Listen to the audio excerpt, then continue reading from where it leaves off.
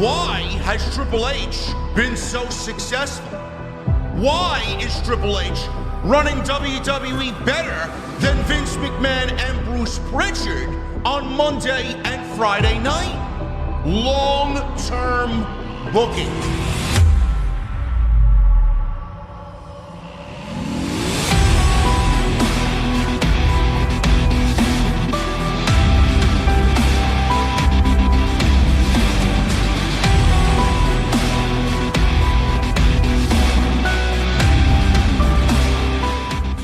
What is going on, guys? Thank you so very much for joining us right here on Tuesday nights. It is January 23rd, 2024. This is Tuesday Night Titans, episode number 31. I am JD from New York, as always, joined by my very good friend and co-host on Tuesday nights, the $5 billion man, Andrew Baydala. What is going on, man? Boy, I wish I was worth $5 billion. Boy, I'll tell you what. WWE man, is. WWE is worth $5 billion, and we're going to get into all Raw. that. Well, Raw is for sure, yeah. But today, breaking news. This guy texted me at like 7:30 in the morning. Listen, man, it's time to wake up. Time to wake up. We got some serious business going on. Said, get your ass up. And I never got a response. And I was like, okay, he's up then. I get it. No, I was actually still sleeping. I didn't get up till 9 o'clock. And then I look at your text, and then I look at Twitter. And I'm like, the fuck am I waking up to, man? I got this news about Raw, The Rock. I got Okada heading to NXT. I'm like, what the fuck's going on this morning? You almost made me spit out my espresso here. But yeah, I mean, I get up at 5 o'clock. I do my daily routine. And all of a sudden it was like, bang, bang, bang. I was like, wait a second, what's happening here? Now, what do you usually say, man? They're playing chess, not checkers. Now they have a strategic time, place, and date where they just kind of, you know what, this is a good time to do it. You know, right before the Royal Rumble. I've always had an immense amount of respect for Nick Khan. He is the biggest hire that WWE has ever had in terms of business-wise, and you could argue with your mama. But I'll tell you this much, let's talk about it. What do you guys want to talk about? We'll talk about this real quick. Yes, WWE and Warner Brothers Discovery did not come to their media rights. Wow, man! Are you kidding me, man? What happened? I mean, holy shit, we were wrong, man. What happened there? So we were wrong because WWE ended up with Netflix. Raw went to Netflix. I don't think anybody was offering WWE $500 million and $10 billion. No. Netflix did. They got the Raw media rights. Good for them. It's healthy for the industry. It's healthy for business. I love it. It's the stuff that gets me going in the morning besides my espresso. Gets me going in the afternoon and in the evening. It's the business of professional wrestling. But here's the deal. WWE and Warner Bros. Discovery were in deep talks, and if WWE was going to keep Raw on television, they would have ended up on Warner Bros. Discovery, from what I was told. Now, that didn't happen. So, yes, my prediction was wrong because I believe that Raw would stay on TV, and if it was going to stay on TV, it was going to be with Warner Bros. Discovery. They are on a streaming platform, which your boy has stated a million times. You have. 2 years ago, 3 years ago, I stated WWE and the NFL, NBA, NHL, watch out for the streaming players. And I got laughed off the internet. Well, you could dance on my grave. Now I got $100 bomb. I know. Let me. I don't want to cut you off. Let me address that first because that's a lot of money there. Jason Barker with a $100 super chat. Thank you so much, man. Triple H and Nick Khan are cooking, he says. Absolutely. Yeah, like Drew said, Nick Khan may be right now, especially at this stage of his life, the greatest hire that Vince McMahon's had in this late stage of his life, for sure. Yeah. And, WWE and Netflix is beautiful. It's great for the business. There's a lot of things which we'll discuss. But, yes, although I've gotten a lot of things right, this was one that I did not see coming. I did not see WWE pulling Monday Night Raw off of TV, but it has. And that's that. I just got a text, actually. William Regal's back on NXT TV. Yeah, that's what the chat was saying. Yeah, I don't know what he'll be doing down there. I was hoping to see him on the main roster, maybe a GM on SmackDown when Nick Aldis eventually makes the transition to in-ring. But he's back on NXT, and that's good for him, man. That's a big deal. He's I want to make sure, is everybody good now? We good? Where I addressed it.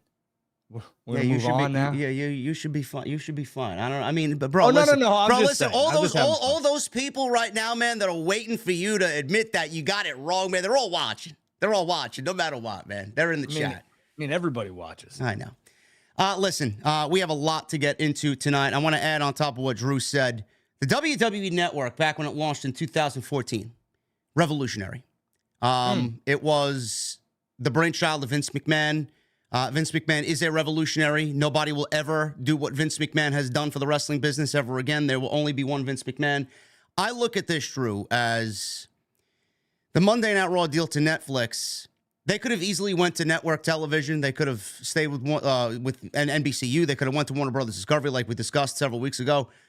They took a chance because WWE loves to be the leader in the industry. They love to take the risk and be that revolutionary force that others will follow. And I think this is really going to set the table for a lot of other sports, a lot of other organizations, a lot of other live programming to start to, you're going to start to see that normalized now on Netflix and across Hulu and everywhere in between. So WWE did this for a strategic reason, not only because they got paid. I'll get to that, but not only because they got paid, but they are setting the trend and they want to be at the forefront of that. Yeah, and again, you know what?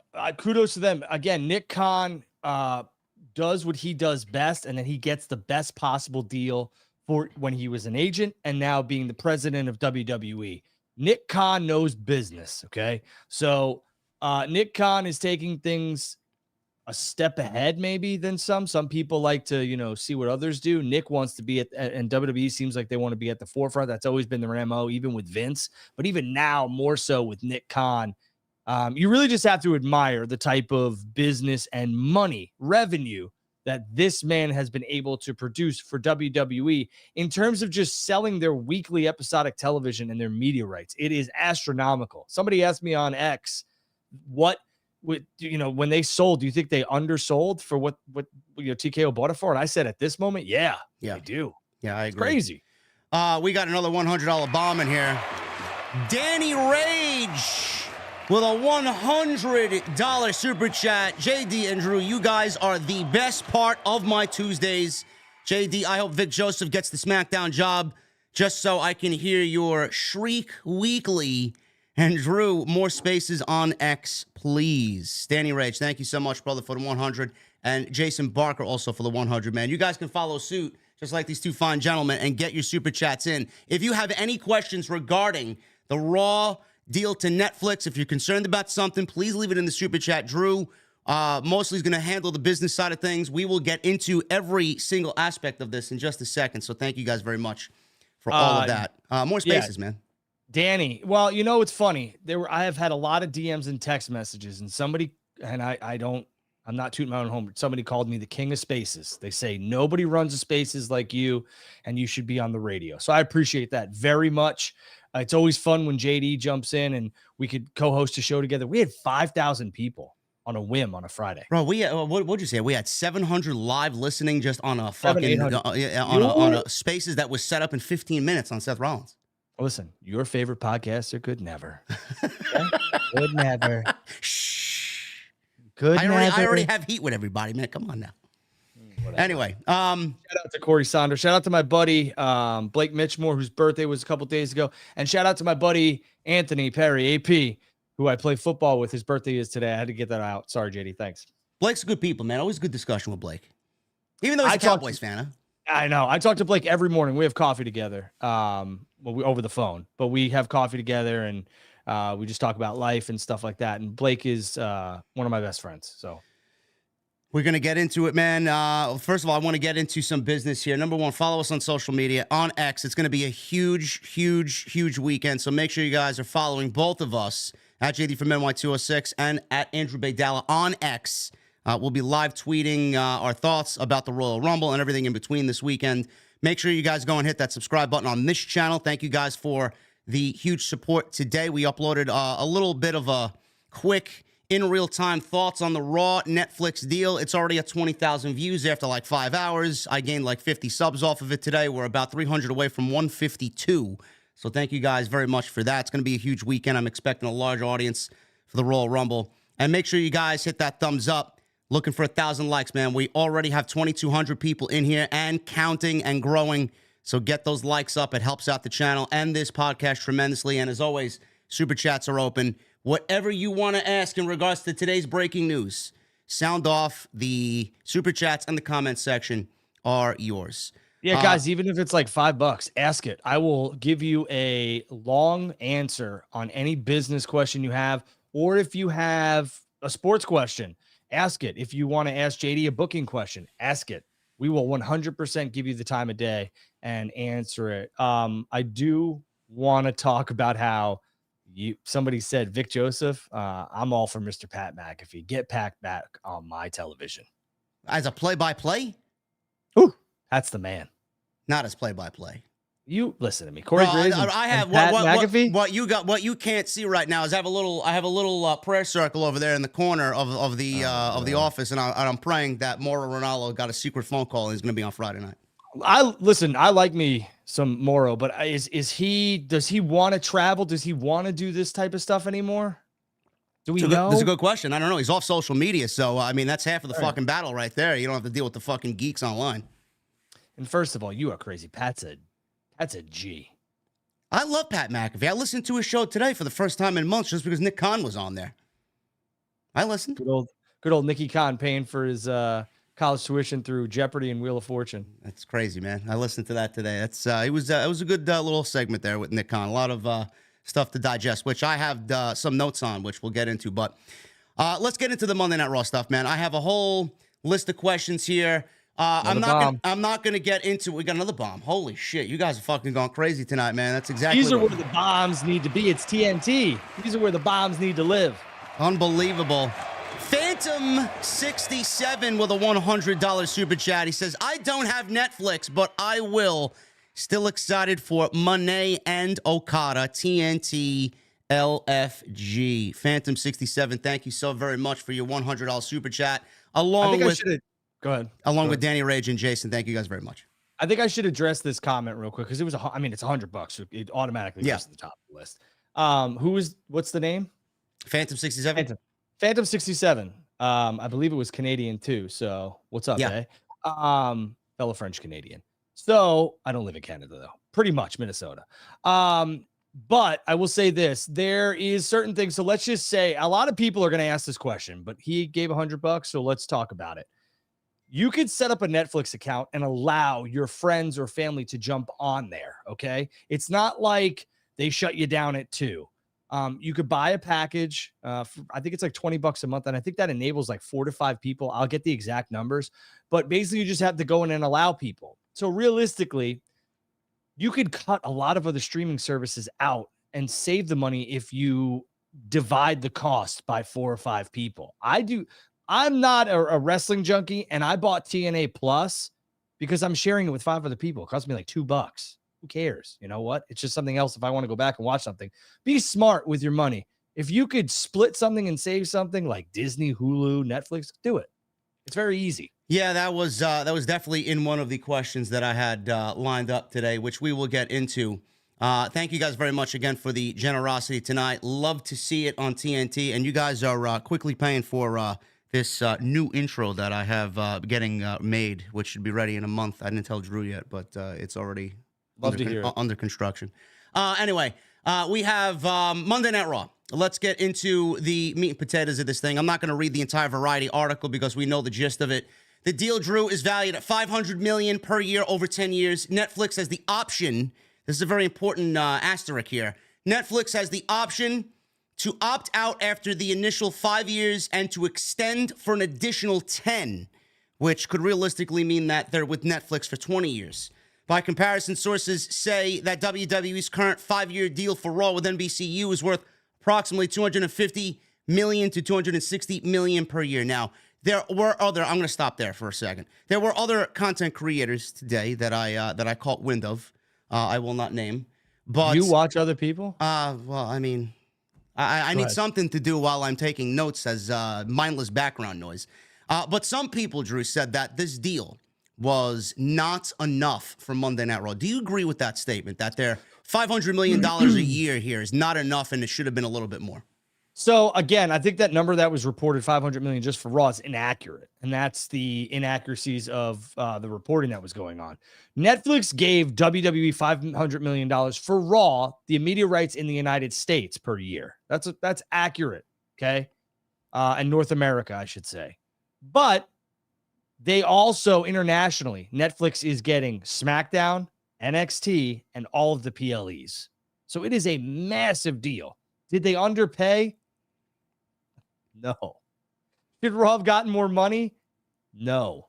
I want to say, if you go look at the breakdown of the numbers, I want to say that Raw got 1.4 more, like what overall, and that's a lot. I'm not talking about 1.4 million. I'm talking about 1.4, like 30% raise, 40% raise of their current deal. That's massive, absolutely massive. Nick Khan's number was $500 million, and he got it. But there's a lot of different avenues that he got it that broke up that pie for the Netflix deal. But I mean, you could spin it however you want. They got $500 million for Raw, plus internationally, Netflix gets all this other stuff. Now, the initial 500 that was reported today, is there a chance that with I would say the addition of other geographical locations that are to be added over time here internationally, is WWE looking at potentially more than 500 million, and this could maybe be bumped up from what we see today?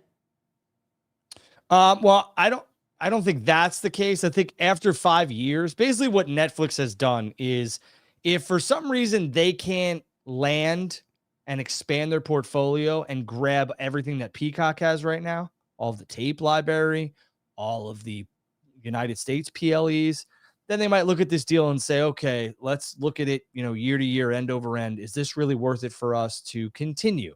This also, for Netflix, opens the door. This is kind of them breaking ground to see if they can acquire maybe some sports media rights. So if for some reason they're dissatisfied with Monday Night Raw, which I would highly doubt, then they have the option to opt out after 5 years. If they don't get the, media rights or streaming rights deals for the PLEs and the tape library from NBCU, who currently owns that, then maybe they look at this again and say, I don't want this. But after that 5-year window, after that closes, they're locked in for 10. And then after that 10-year window, you would assume that they're going to lock WWE in for another 10 years, which is a 20-year deal, which is massive. This is why Netflix landed the media rights for Monday Night Raw and hopefully everything else that comes with it, because nobody was willing to do this, in my opinion, and from what has been reported, than Netflix. So Netflix you're in line of thinking the same way that I said on my extra that I did today, earlier this afternoon. You're realistically looking at Netflix with the Peacock deal ending in 2026. They're going to land the entire library. The entire WWE catalog in the library is going to be on Netflix after that Peacock deal is over. Yeah, I would say that that's a very high possibility. I think Netflix becomes a big primetime player in that, because they already have the international PLE rights. They already have SmackDown and NXT internationally wise. And if they could get the tape library and get the North American PLE rights, yeah, I think that's what they're doing. I think NBCU wanted that. They ended up with SmackDown, and they just said, I don't know if we could afford Raw at this particular moment. And that was it. Yeah, so 250 million to 260 million per year was the deal with NBCU, and now, like I said, it's 500 million per year for the next 10 years. So moving on from that aspect, WWE's current deal with NBC Universal has Raw airing on USA Network until 2024. This was another big thing that was talked about in the community today.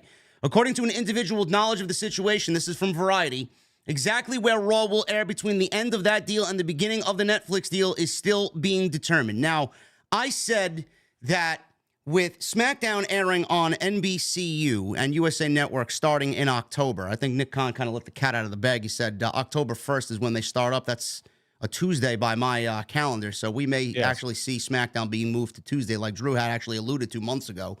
We're looking at Monday Night Raw up until October 2024, and they're not going to have a contract with any TV rights up until they start with Netflix.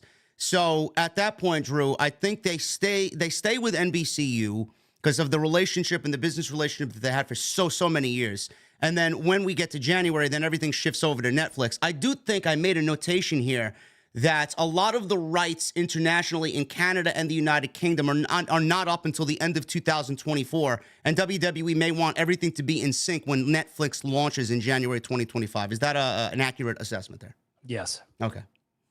To your question, though, that gap, that October to January gap, right? Yep. WWE could do this numerous ways, okay? They're going to want to heavily promote, and this is where a lot of you guys and girls are going to, like, the light bulb's going to go off, in my opinion. WWE could promote this Netflix, Raw's headed to Netflix. This is the exclusive place, for just like they did with the network. And WWE could take Raw off of USA NBCU's programming and put it on a streaming-only service so that you get used to, whether it's Peacock for those 3 months, or it's YouTube TV, or it's, something somewhere else, so that you kind of understand that Raw is no longer on USA.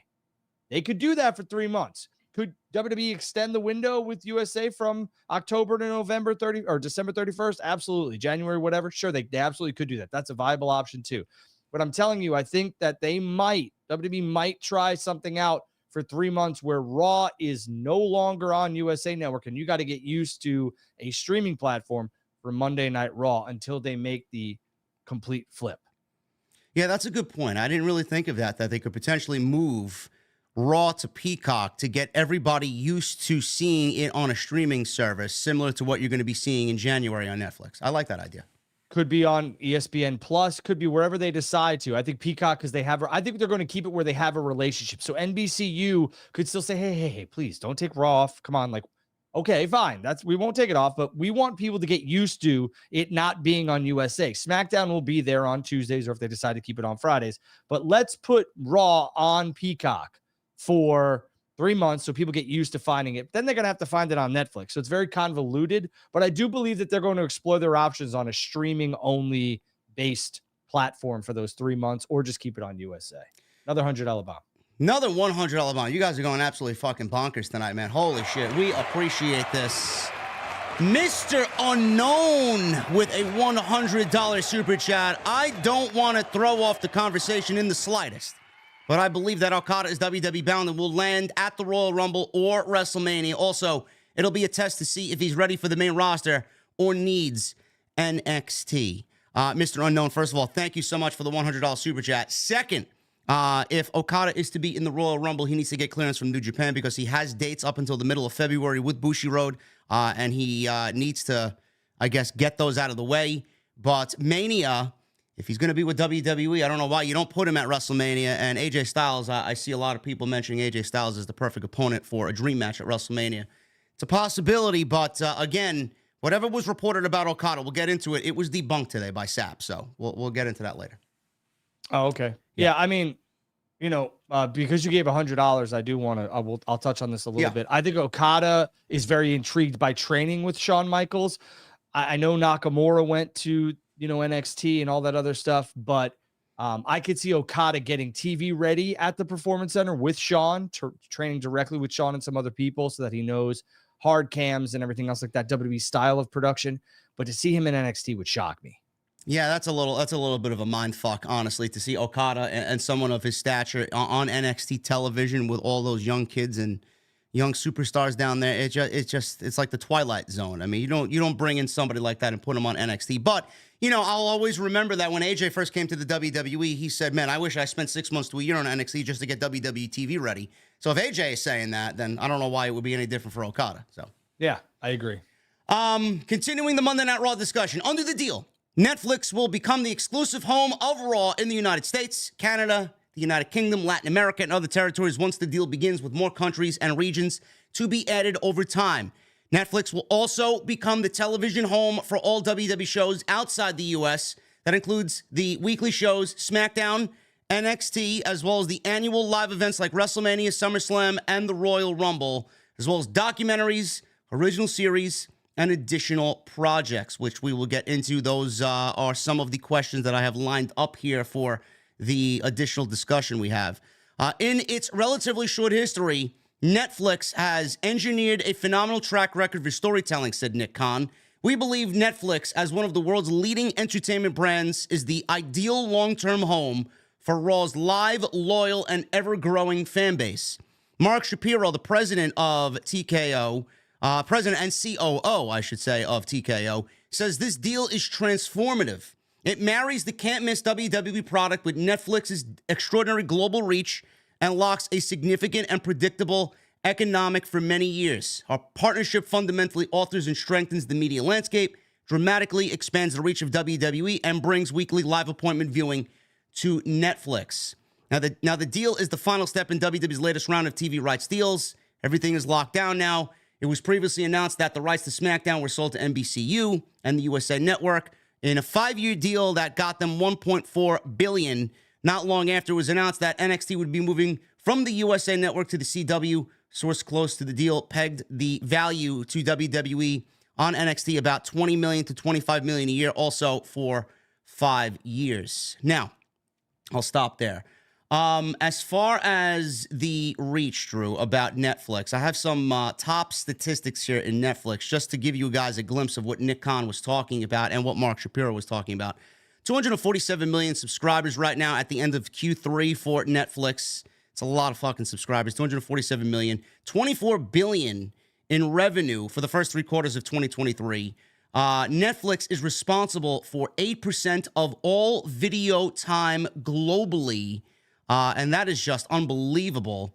And I got more as we'll get into the discussion. But and this deal is just mind-blowing once you read more about it. And going back to the major... Yeah, Netflix has 77.3 million subscribers between the U.S. and Canada. That's ridiculous. I mean, that's absolutely ridiculous. And then going back to the major shows, Drew, like WrestleMania, SummerSlam, Royal Rumble, I know...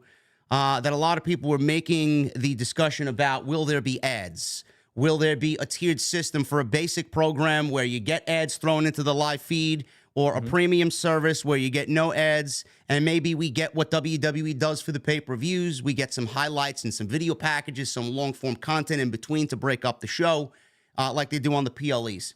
Is it a possibility here? And I'm just throwing this out there. Is it a possibility that when WWE gets settled on Netflix, that we go to that tiered system that we were talking about months ago if WWE landed with the ESPN Plus, that UFC tiered service where you sign up and then you have to pay for the big-time events like WrestleMania, SummerSlam, Royal Rumble? Are we looking at something like that potentially here to add to the overall revenue that WWE is getting from this deal? So I think with Raw being on Netflix, I think you could see a tiered type of subscription service with Netflix. Yes, I think that's possible without ads, because Netflix doesn't have ads to begin with. Now, I don't quite know how that would look. You could, charge $25 a month. If the PLEs went over there, you could charge $25 a month. You get Raw, you get the PLEs. I'm talking about North America wise, because the PLEs are already going to be over there international. And you could do that where it's like $25 a month. You get the tape library, you get the PLEs, you get Raw, and it's all commercial free.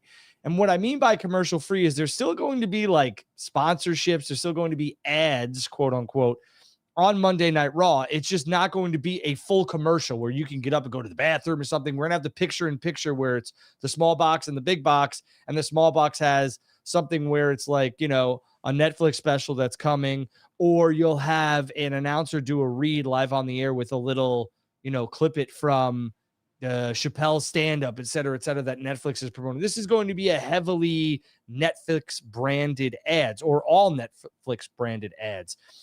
So, to say that there won't be ads, yeah, there's not going to be commercials. You won't have 45-second commercials, or, a minute and 45 seconds of total commercials during a segment or whatever. That's going to go away. How they incorporate that is completely up to Netflix.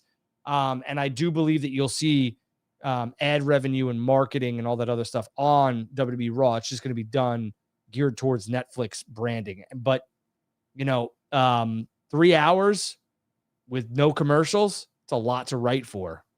So. Yeah, I mean, we'll get to that. That's definitely in the questions that I have lined up here. Going back to the ads, is it also a realistic possibility now that Nick Khan and with Endeavor buying WWE and kind of using the similarities between UFC and WWE, is this also something that we may see as far as branding on the ring mat, branding on the turnbuckles, and branding around the ringside area. Is that going to play into the advertisements that we do see when Monday Night Raw goes over to Netflix now? Yeah, I mean, the Monday Night Raw stage might have a big Netflix logo on the top of it or the side of it or whatever, and they might have, how AEW does the Woo Energy stuff on the two sides, and some other things, Fight Forever, when they were doing that. I could very much see that with WWE on Netflix. There's going to be ad revenue generated from this Netflix deal with Monday Night Raw.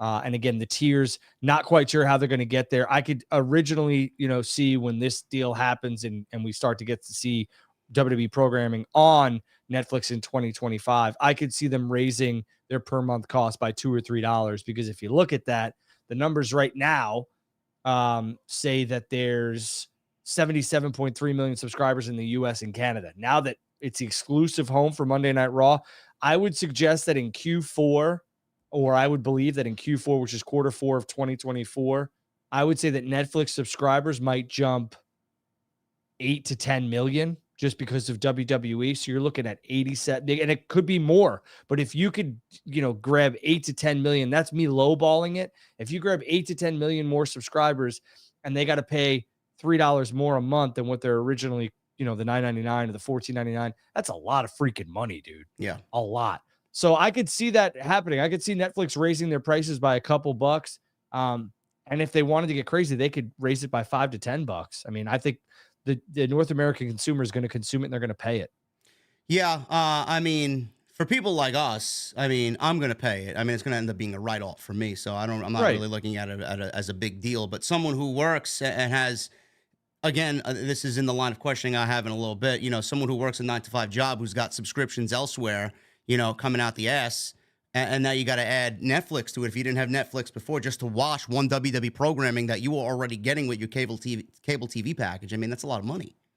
It's difficult for wrestling fans. It's a large commitment for a wrestling fan to ask, and wrestling fans, the normal income is, I would say middle to low class. So, and I understand that, and I think WWE understands that, and I think that's why they're going to try and get something all encompassing if the money's right. And I think Netflix will be that place, I think, USA having SmackDown, I think SmackDown might become sort of like your PG show on USA. And I think Raw might get a little bit more edgier, but I don't think it's going to be anything crazy. But yeah, it's a lot to ask of a middle-class income to, continuously, $20 a month for Netflix, and then whatever Peacock is, what is it, like $10 a month? Yeah. And then you got to pay for either cable or a streaming service that has cable. So you could see SmackDown, NXT, and AEW. It's a lot. Yeah, it is a lot. Acquiring the rights to Raw solidifies Netflix and their push into live programming. Obviously, they have tested the waters with live streaming as of late. In March 2023, they debuted its first ever live event with Chris Rock. They followed up with a live Love is Blind reunion that I tuned in for live because I watched all that season. And it was a fucking just complete shit show. It was just... You could have saved yourself and said your wife wanted to watch it. Well, no. They aired multiple live events since then, mostly the 30th Screen Actors Guild Awards. So they have dabbled in it, Drew. Are they going to... I'm sure they'll be ready by January 2025. I mean... They're going to have to make sure that everything is picture perfect for this launch and not like a Love is Blind reunion where it was a complete shit show. Yeah, this isn't Camp Snoopy. This is this is the big time. So yeah, this is WWE, and they're big. They are big time. So when you bring that over to Netflix, everything's got to be A1. The production's got to be clean. And this is the first go of it, from what I remember, besides Love is Blind, that they are going to have a live entity on their programming. So they have a year to get their shit together, and I think they will. And WWE will not allow them to be Camp Snoopy. They're going to allow them. They want them to be Mickey Mouse. Such a move here is a necessity for Netflix. Obviously, WWE, like I mentioned before, they want to set the trend. Netflix is the leader in this industry doing this streaming. With multiple competitors already offering regular live sports programmings to their subscribers. Amazon, for example, locked up the exclusive rights to NFL's Thursday Night Football, which Drew has alluded to several weeks in a row here, for 10 years, beginning with the 2023 season. Peacock, NBCU, and the current home to the WWE library. They got all of the WWE library, the PLEs, and recently, Drew, they racked up 23 million viewers when it aired the NFL playoff game between the Kansas City Chiefs and the Miami Dolphins. I believe that was the most streamed event in streaming history, I believe. Yeah. Or and that's the other. That's the other thing. When I mentioned like 8 to 10 million more people signing up for Netflix, this is all encompassing. You have people who enjoy wrestling, but you have people who enjoy Stranger Things and all this other stuff that's on Netflix. WWE's network numbers were, I think at their peak, were like 1.8, 1.9 million during, obviously, I think WrestleMania season. So, and that's just on the network. So if WWE could generate 2 to 2.5 million people to go over to Netflix and subscribe, that's a win for Netflix. But I think there's a vast market out there that WWE and Netflix are going to tap into with not only comedy specials. Chappelle's pretty much exclusive to Netflix. I don't know if he's got any more left. The television shows that are on there, I believe it's Untold. And then you have stuff like Stranger Things and television series that people want to watch. And I'm almost positive, isn't Seinfeld on Netflix? Yes. So I mean, there's a lot. The Witcher, Lucifer, there's a bunch of shit is on there. Yeah, there's a lot of like actual like streaming, episodic shows. Yeah. So I mean, WWE is just kind of like the cherry on top of that sundae, and it's a big cherry. Don't get me wrong, but I do think that WWE is going to generate at least 1 to 2 million subscribers by themselves added to Netflix, bottom line. Just to give you guys a glimpse into what this is going to do internationally for WWE before we get into the questions here that I got for Drew and the chat. USA and Canada, like Drew said, 77 million people subscribe to Netflix. Latin America has 44 million and Asia Pacific 43 million. And those are the largest Netflix markets internationally. So that is, I mean, when you think WWE wants to break into international markets, you see them doing this and that and this and that. I mean, look at how many fucking people they're going to be welcoming in to see WWE internationally now. It's fucking crazy to even think about. It is. And again, that's big business. And again, this deal doesn't include WWE's media rights for India, all that other stuff. So it's nuts. So now let's get into these questions here. I know we kind of alluded to a few of them already and answered some of them. The TKO stock, I want to mention this first and foremost. It closed today at $89.63 a share. Previous close was $77. It actually reached $95 today, I believe, and closed at 89. So obviously everybody was excited about this news with Netflix, and then obviously The Rock joining the board of directors for TKO. So that is, I'm sure everybody there was very happy. They even had all good signs when you're talking about like, oh, WWE's in the mud. Yeah. Were they ever? No, but when you watch a stock go up like that means like the big boys think that WWE's making big boy moves. TKO is making big boy moves. Yeah. PLEs are going to be on Peacock. SmackDown's on cable TV. AEW's on cable TV. Raw's on Netflix. I know Drew alluded to this earlier. Is this going to be a burden for wrestling fans and to watch? It's a lot. Three different, situations here where you got to find where WWE programming is. They're all on different platforms. It's going to be to me, it's going to be a little bit of a burden for wrestling fans. It's a lot. There's a lot of people in here right now, almost 3,000. And it's a lot for, your hard-working families who want to watch wrestling, maybe with their children, or it's just an escape for them and they enjoy wrestling. It is a lot to ask, and WWE is asking it. So I think WWE, although, the first, goal of business is to make sure your business is profitable, they are very profitable and will continue to be very profitable. They're a $1 billion entity. I do think that they will take that into consideration. And if Netflix offers them a fair market value for the tape library and the PLEs for North America, I think they put it all on one. But SmackDown and NXT are going to remain where they're at for now. Yeah, I could see the tape library all moving to Netflix eventually. I'm expecting that to happen. It just makes perfect sense here. As far as the live sports aspect, live episodic TV aspect compared to cable, like I said, WWE is setting the trends. How is this, Drew? Are we looking at a situation where we're going to look back on this date, January 23, 2024, where it's a benchmark, a turning point for live cable television, episodic television, sports on cable TV, to now all start to shift and follow WWE's lead to streaming platforms? I mean, what is it going to look like? What is the landscape going to look at look like next year, 2 years from now, 5 years from now? Are we going to start to see the NFL, NBA, NHL, MLB start kind of bleeding onto these streaming platforms just like WWE and follow their lead?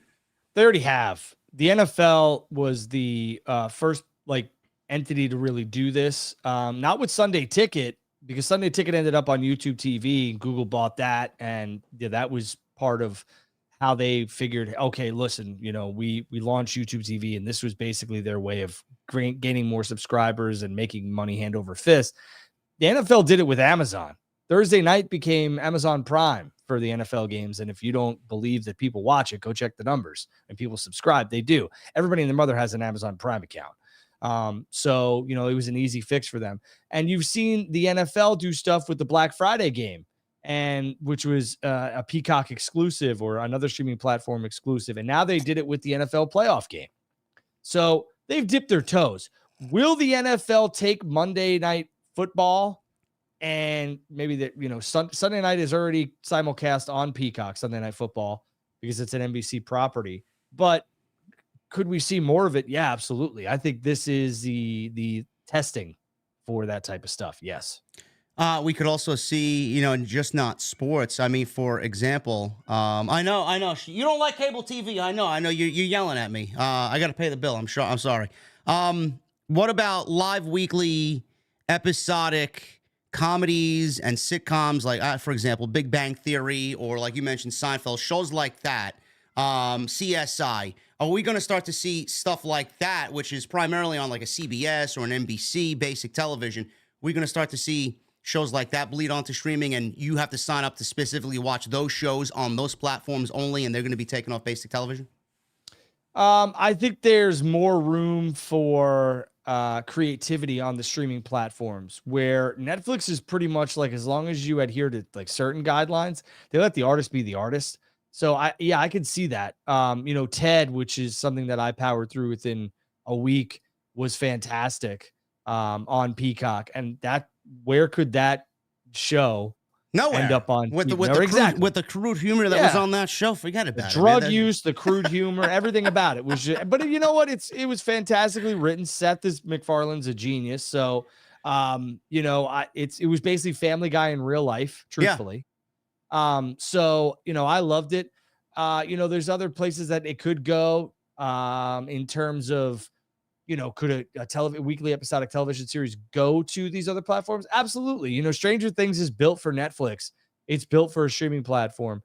Sons of Anarchy, in my opinion, they probably could have done so much more, which is another one of my favorites, if they were on a streaming platform, but they were on FX. FX is pretty much like that gritty network that allows you to, say some things and do some things. So I do think the cable networks are going to want to keep those, because it's kind of their bread and butter, along with, sports, the NFL, and everything else like that. But the landscape has changed. I've been telling everybody for a long time that these ratings, although they matter now, they really have, and they matter very, very, very minimally than what they did back in the day.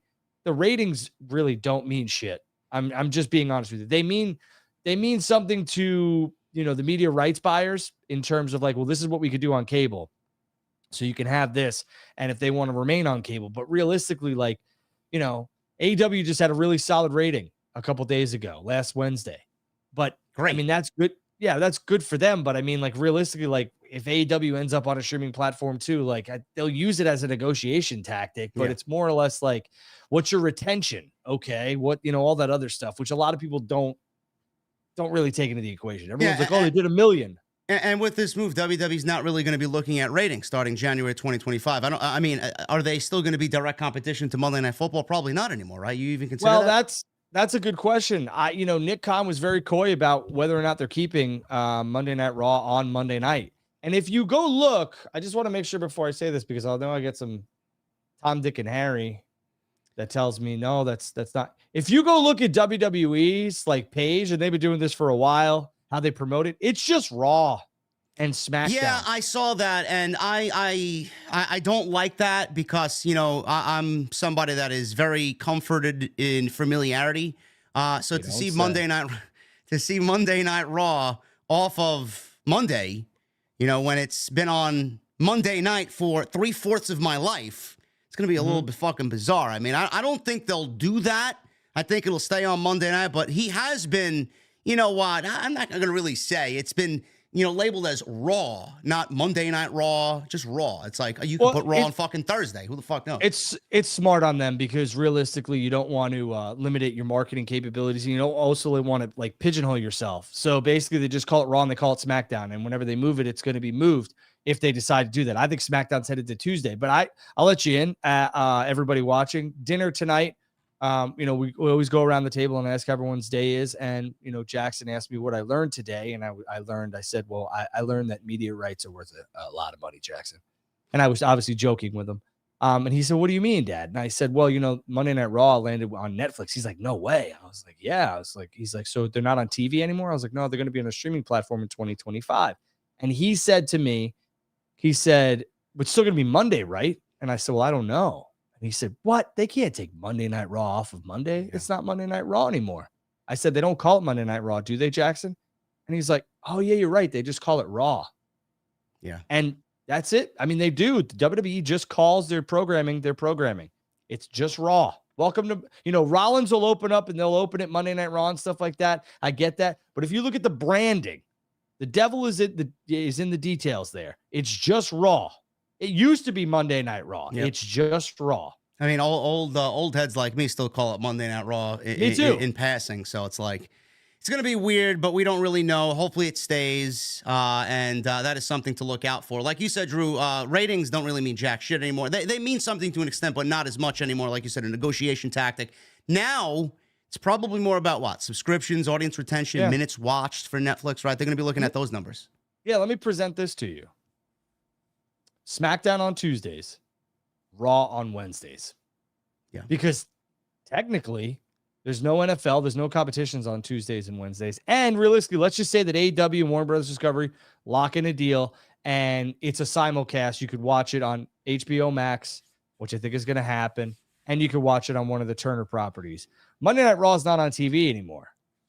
So it's Raw. They're not on, regular TV. So being competition to AEW, it's not really competition. Yeah.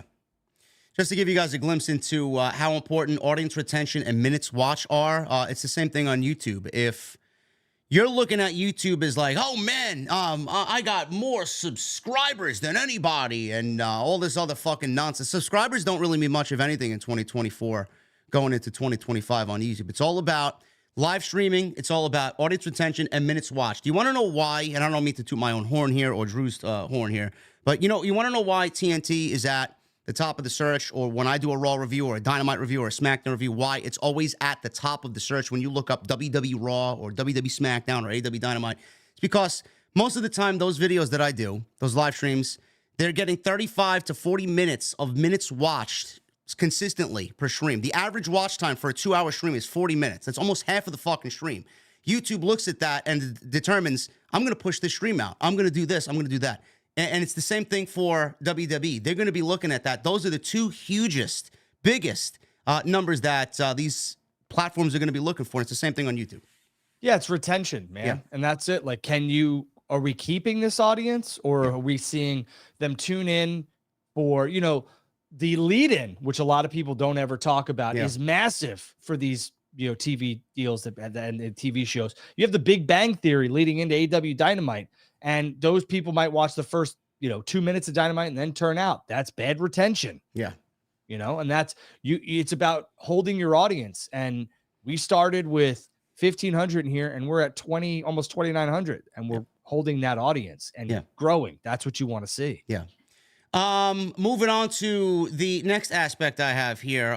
Monday staying on Raw, staying on Monday. Well, that's to be determined. Nick Khan stated that SmackDown, to Pat McAfee, that SmackDown starts on USA Network October 1. That is a Tuesday. Did he let the cat out of the bag early without actually thinking about it? And SmackDown is moving to Tuesday off of Friday, which means theoretically we have to move off Tuesday because we're going to be covering SmackDown, and then we might move to Thursday, and then NXT might move to Friday off of Tuesday. So Nick, it's a lot. There's a lot going on. You didn't think of us at all, Nick? Damn. I know, crazy. Damn. What the fuck's wrong with you, man? Like Drew mentioned this weeks ago, and he broke the news before anybody months ago. That SmackDown was moved to Tuesday and NXT was moving to Friday. It looks like that may be a reality here. Yeah, I think SmackDown was destined to go to Tuesday. WWE is really trying to make their travel schedule very, very convenient and very easy, not only for the boys and girls, because it's two separate brands, but their production people. The cost of that too. You know, if they could do even if Raw stays on Monday nights, it's Monday and Tuesday, and then they're done. They're done until NXT, which is, done out of the Performance Center. Yeah. So, I mean, realistically, like, it's Monday and Tuesday, or it's going to be Tuesday and Wednesday. SmackDown, I said months ago, I believe is headed to Tuesday, and that's where they want to be. USA would love to have something on Tuesday because there's really no competition. And again, I could see Raw being Wednesday for Netflix, but again, they really want to make the cost. I know this is a $1 billion company, but the cost-cutting measures that they will be able to do here is massive, and it's something that a lot of people don't talk about. Your favorite podcaster could never. They don't talk about this because, Monday and Tuesday, the trucks, everything else like that, that's a major cost-cutting measure if they could go from Brooklyn to Boston on a Monday or Tuesday, or vice versa, Brooklyn to Boston on a Tuesday and Wednesday. You mentioned, drive. You mentioned Raw potentially. We don't really know yet. It could stay on Monday. Potentially moving to a Wednesday. That's at the discretion of Netflix or whatever TKO decides is best for Monday Night Raw. At that point, Tony Khan, and we'll get to him in a little bit, he probably wiped his brow today, thanking everybody that his deal with Warner is not in jeopardy right now. He's probably going to land a nice, sweet deal for AEW eventually on his own. But if they do move to a Wednesday, theoretically, that's Dynamite's home. Do you see Tony Khan moving Dynamite to a Max and putting it on Monday, or maybe moving a Collision to a Monday? No. Tony Khan will never compete with the NFL because that's like, robbing Peter to pay Paul. Yeah. He's very invested, obviously, in the Jaguars and all that other stuff, and it's a conflict of it. I don't think so. I don't ever think Tony will compete with his own bread and butter. And realistically, like, the Jaguars are his bread and butter. Now, I know AEW is his baby. Yeah, I get that, but no. Is Monday Night Raw set to go back to 2 hours? No. Not right now. But I will say that without commercials, I mean, Monday Night Raw could run 90 minutes. They could do whatever the fuck they want. It could be 2 hours and 17 minutes. It could be 1 hour and 47 minutes. Who the fuck cares? Right. I mean, without commercials, I believe all you're getting is 90, or that's a 2 hour show. I think however long you're getting 90 minutes. I could see them running a full 2 hours with no commercials, possibly. But if Netflix wants 30 minutes, they'll give them 30 minutes. If Netflix wants 45 minutes, they'll give them 45 minutes. If Netflix wants 3 hours, they'll give them 3 hours. I hope, out of everything that we discussed, I hope it's really condensed back to 90 minutes without commercials. If there is somehow commercials, 2 hours, I think that's the sweet spot. I know Triple H has made mention of it. It's just terrible to book a 3 hour show on live television. And you saw how it felt on Monday last night. The first 45 minutes were just absolutely great stuff. And then after that, you got another 45 minutes of just fluff. It's like, what the fuck is this, man? It brings the quality of the show down. Meanwhile, if you condense all that good stuff to 2 hours, it's a banger show every week.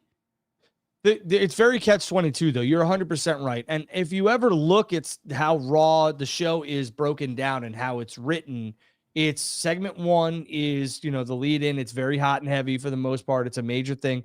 The 9 o'clock, if you're talking about East Coast, the 8 to 9, the 9 o'clock stuff is, okay. The 10 o'clock stuff is normally something major as well. And then, you have your 10:45 main event, which is normally something big as well. So there's 3 to 4 key pivotal points in a Monday Night Raw show. There's a lot of stuff on there. There's a lot of talent that gets time that probably wouldn't get time on a 2 hour show. With that being said, do I wish that Monday Night Raw was 2 hours? Yes, it's more digestible. And I think with Netflix, without the commercials, they could finally make the switch to 2 hours. And because the content is very much digestible, and without commercials, you could get all of your shit in, for lack of a better term, in that 2 hours and not have to worry about, well, we got to take a 60, we got to take a 90, and those are commercial times, and then that bleeds into this and that. They'll be able to have a full show, 2 hours. Basically, that 2 hour show without commercials is your full 3 hour Monday Night Raw with commercials. Yeah. Yeah, we'll see. I mean, that's a huge aspect of how this is going to eventually play out on Netflix. That's one of the biggest talking points here in the community. We'll see how that goes. But like Drew said, I mean, it's up to Netflix. Whatever they want to do, they're going to end up go ahead, doing. finish your statement. Yeah, they're going to end up doing for sure. A lot of people DM me and some texted me. They were like, "How did you figure out that AW and WBD were back on good terms and that you feel like that? What made you think that?" I said, "Go look at Tony's tweets. Tony's finally tagging them. He's talking about the ratings. He's happy. He's this." Warner Brothers Discovery started touting stuff about AEW. Yeah. That was very silent for over a month. Tony wasn't tagging Warner Brothers Discovery, TNT properties, nothing. So if you don't think that stuff was real, it was. You just need to start reading between the lines. Yeah, I agree there. Some people don't pick up on that. You pick up on that. We talked about the ad integration on the live broadcast, where there aren't really ads on Netflix right now. We talked about there possibly being a tiered subscription service. Will there be ads integrated for a basic service or no ads for premium service? That's all to be determined. PLEs, they're on Peacock right now until 2026, I believe March of 2026. Will they move over to Netflix? I think we talked about that as a yes. Will there be a upcharge for a WrestleMania or a Royal Rumble? I mean, that remains to be seen. I do expect something like that to go into effect. We talked about the branding across ringside on the mat, wrestlers' attire potentially, as far as, the ads. If there is no ads, where else would we see ads? That's a possibility as well. Talked about the rights in Canada and the UK not up until 2024. WWE's Raw deal for USA Network ends in October. So they want everything to be in sync when the Netflix deal officially goes into effect in January 2025. This is one, Drew. How about this one? And I was thinking about this because we talked about this last week. The Vince McMahon documentary.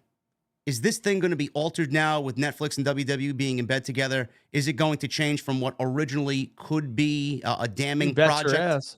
How much is this thing going to change now that Netflix is in bed with WWE? So that's one of the biggest topics that me and Blake Minchmore were talking about this morning over espresso was, Blake had brought it up. He's like, you think this is what it is? And shout out to him for having that creative mind. And I said, my God, that's a great point. Absolutely. They probably saw some damning things coming from that Netflix doc, and maybe we still get it. But if you don't think that TKO and the board are going to be like, hey, listen, this can't really be said. Okay. Man, that's not going to make for a juicy fucking night on the couch with an old fashioned, man. Come on. Yeah, let's bury this because we can't have that. And we have a business relationship, so you're going to do what we say, right? And they're going to be like, okay, whatever, sure. And that's what's going to happen. You'll get some spicy takes on VKM, Vince McMahon, but you're not getting that Netflix doc that everybody hoped. I don't think so. No, man, I think that sucks, man. I'm very sad to hear that, man. I was hoping for the juiciest of dirt on McMahon. I mean, once Vince McMahon passes away, which I don't want to see that day happen anytime soon. I think you'll get some stories. No, I really don't. A lot of people hate Vince. I don't, never have, never will. Vince McMahon, I've said this a million times. He's the reason why WWE is going to be on Netflix. He helped with this deal. You can hate him all you want. What he did in his personal time is none of my goddamn business. And I'll leave it at that. And I'm not condoning any of the actions, but it's none of my goddamn business because it's not. I will say that, no, the Netflix documentary that you thought you were all going to get is probably not going to happen. And then finally here, as far as the Raw deal is concerned, how does Tony Khan look at this deal? Does AEW net a big payday from He's fucking jumping for joy? Warner Brothers Discovery now? Does he shift the library and content over to Max? Do we get, like you mentioned, Drew? I didn't know this was a thing because I don't really watch the NFL. I don't really know what the purpose of it is to simulcast on Peacock and then on NBC at the same time. Do we see something like that for Dynamite and AEW here on Max and then on TBS TNT? What's it going to look like for Tony Khan now and moving the library over to Max? I think it's a very high possibility. I think the pay-per-view should be on Max. Yes. I think, it's a hard ask of people to pay $50 every month or every other month. It's a lot. I think Tony Khan and AEW would be very beneficial to their bottom line to do this. And the purpose of a simulcast is, all right, JD, let's just say you have Peacock, right? Because I assume you do because you're a content creator. So you have Peacock and, you want to watch Sunday Night Football, but you don't want to pay for cable. Well, NBC, thankfully does a simulcast. So it's basically like, this is part of what we have. You don't have to pay for cable because Sunday nights, if you want to watch Sunday Night Football, which is, Monday Night Football used to be the best matchups. Monday Night Football's gotten better, but it's kind of slop at times. Sunday Night Football is always, the bangers, as the kids want to say, of football matchups. So a simulcast is very beneficial and cost saving to a lot of people. And if AEW is going to put, which I think they should, their pay-per-views and maybe some original series on Max, then simulcasting Dynamite, Collision, and Rampage is a win-win for them. They should. How smart was NBC to put that football game on Peacock? How many subscribers do you think they netted just to watch that football game? That say for example, you're a fan of either one of those teams, and you're not subscribed to Peacock. It's like, fuck, my team's in the goddamn playoffs. I can't watch them. I got to pay whatever to watch this game. I'm going to do it. It's like, yeah. How many people ran into that situation? How smart of a fucking plan was that? I mean, that's brilliant. It's genius, because I had so many people be like, hey, can you send me your Peacock login? Because I want to watch the game. And I was like, sure. I was in Tampa. You want to know where the biggest revenue stream was? In my opinion, was all those bars probably had to buy Peacock. I don't think they get it at a discounted rate. I think they got to pay some like insane fee to have it. I know Peacock Premium costs $6 a month. So I'd like to see, the subscriber increase for that game. If they got 1 million, new subscribers, that's $6 million profit for them. $6 million profit. That's crazy. That's unbelievable. Peacock Premium Plus is 12. Yeah. Or 120 for the year. So I mean, it's a lot of money, man, for one game. $6 million. Even if Peacock paid, let's just say they were like, hey, here's $5 million for this one game, which would be wild. I don't know what the cost was for that, or it might be part of their deal that they already have. I haven't done the research on that. I have to look it up. If they got 1 million people to sign up, they got $6 million back. Yeah, it's crazy. So that's the whole gist of the Monday Night Raw deal, guys. Moving to Netflix. It's not going to go into effect until January 2025.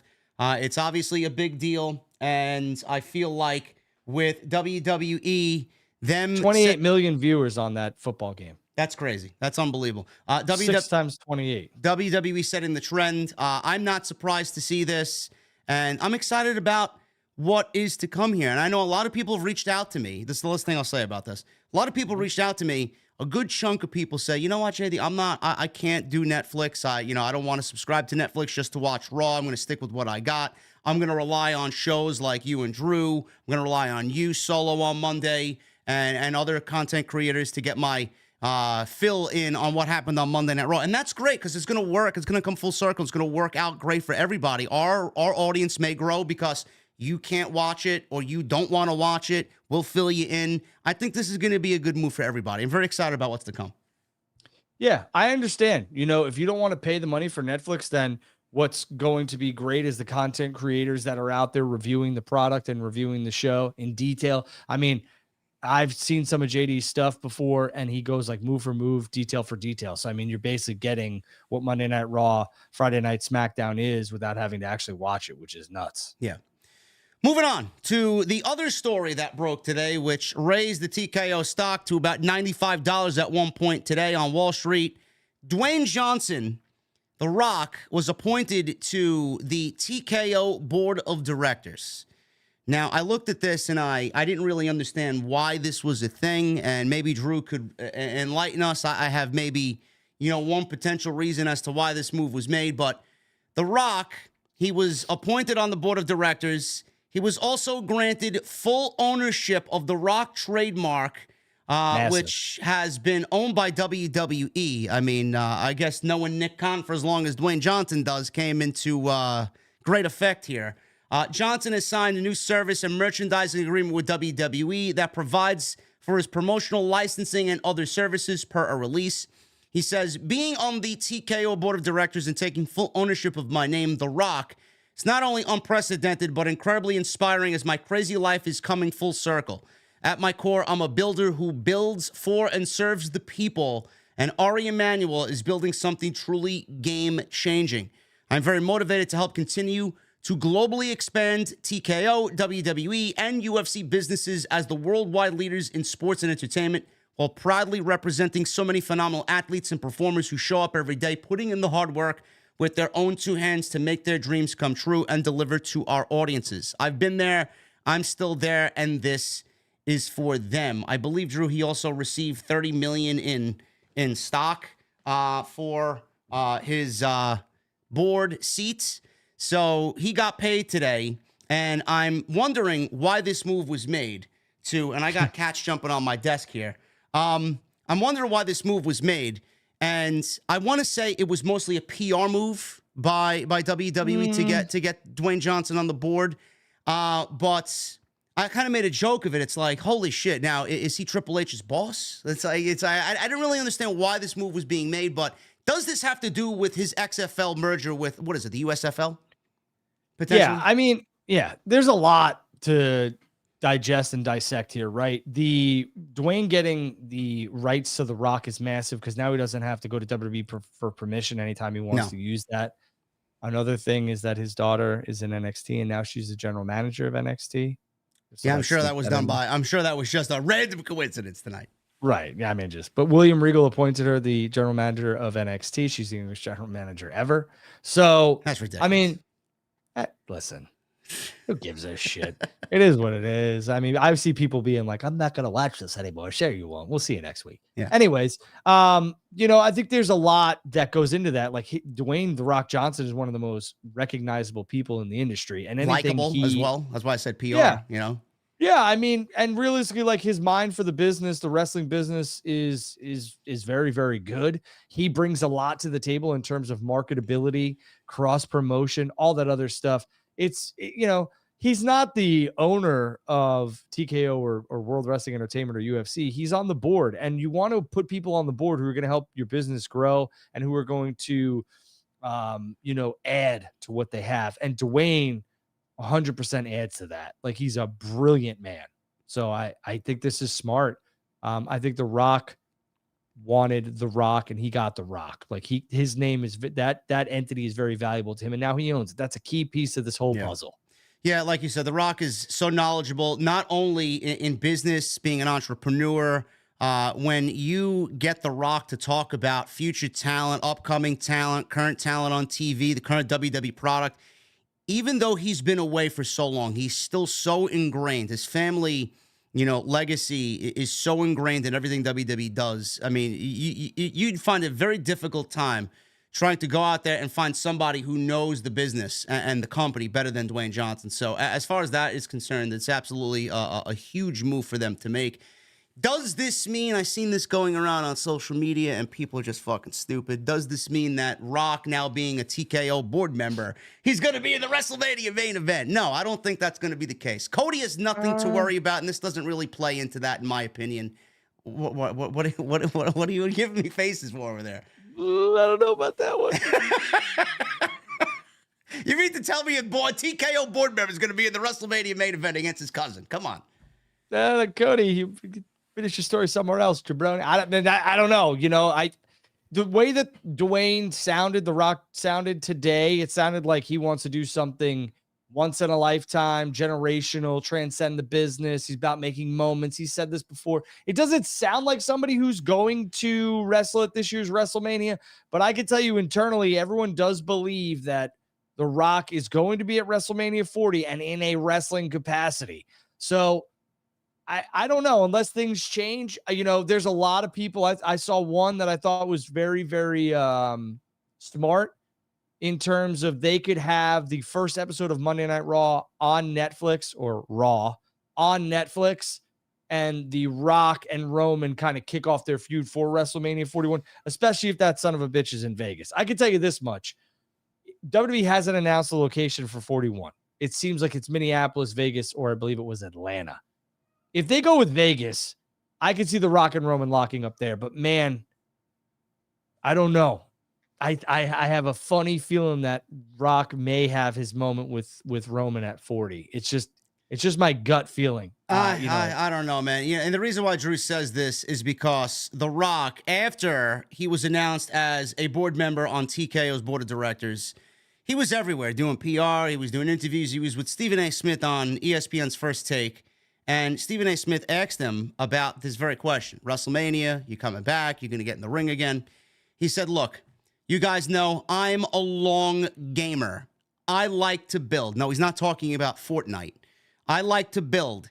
And this is something like this. What this is, if myself and Roman Reigns were to main event WrestleMania, and I mean this very respectfully of all the WrestleManias prior, because I grew up in this business and I love it, we could possibly put on with us as the main event and this incredible group of men and women who are these incredible performers, we could possibly put on the greatest and biggest WrestleMania of all time.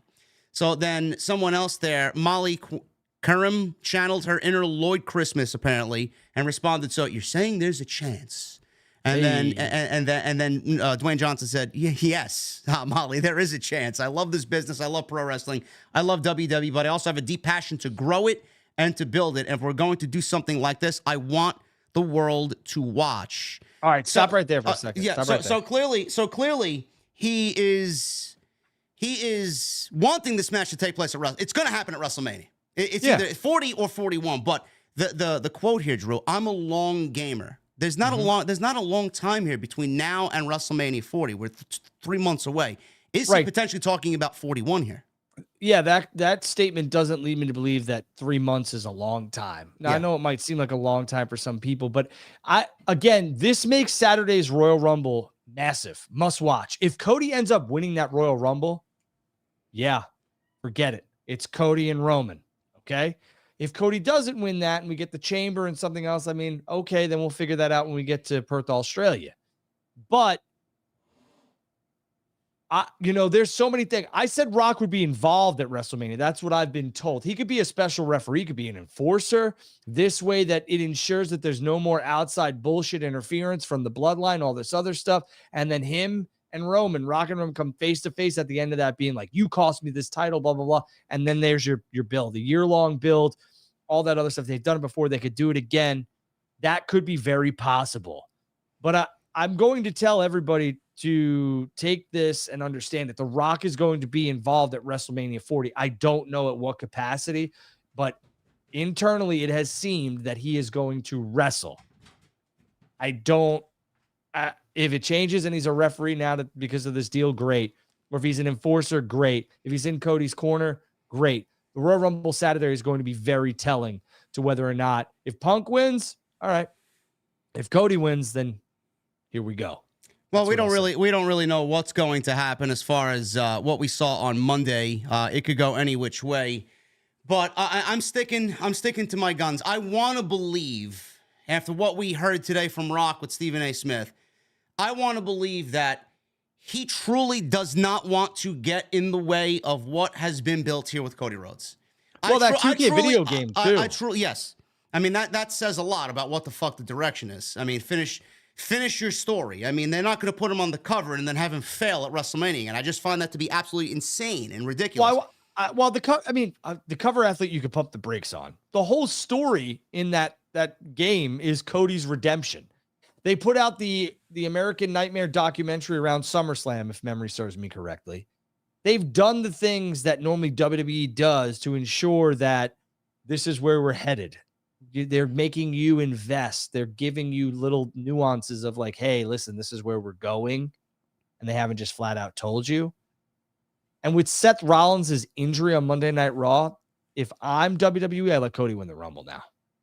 I do, because that's a guarantee. Cody and Rock is a guarantee. Seth Rollins in that World Heavyweight Championship is a giant question mark. Yeah, I know. We'll get into it. I have a lot to say about that. I said a lot last night, and it was a great discussion last night. I do agree with you. I think Cody's chances of winning the Rumble now just skyrocketed on Saturday afternoon. But I do feel, and I want to believe that Dwayne knows what needs to happen here. I don't think he feels his match with Roman needs the World Championship. I want to believe that. And I think he understands that. He said this because he wants to plant the seed about, I'm a long gamer. I like to build. Great. So let's take the title off Roman because nobody wants to see Rock versus Roman for the championship because that's a one-sided affair and nobody thinks The Rock is winning the World Championship from Roman Reigns. So let's end that right there. So why not do the match when it really makes sense? And for the head of the table, which is more important than the Universal Championship in this moment, especially for that match, Do it next year. And then you could do Cody versus Randy or Cody versus Gunther or whoever the fuck you want to do. I mean, I think that's JD, I think that's what he was talking about. How do you think Dwayne "The Rock" Johnson got to where he's at? By taking it and not giving a fuck. By not caring about what others thought about him. And also, like, you obviously need partners, you need people, you need contacts, you need this, you need that. But Dwayne "The Rock" Johnson has always looked out for Dwayne "The Rock" Johnson. But he's not there, Drew. He's not there. He hasn't been there for 4 years, and he sees the rise of Cody. You can't sit there and tell me that he doesn't see. He doesn't give a shit about Cody.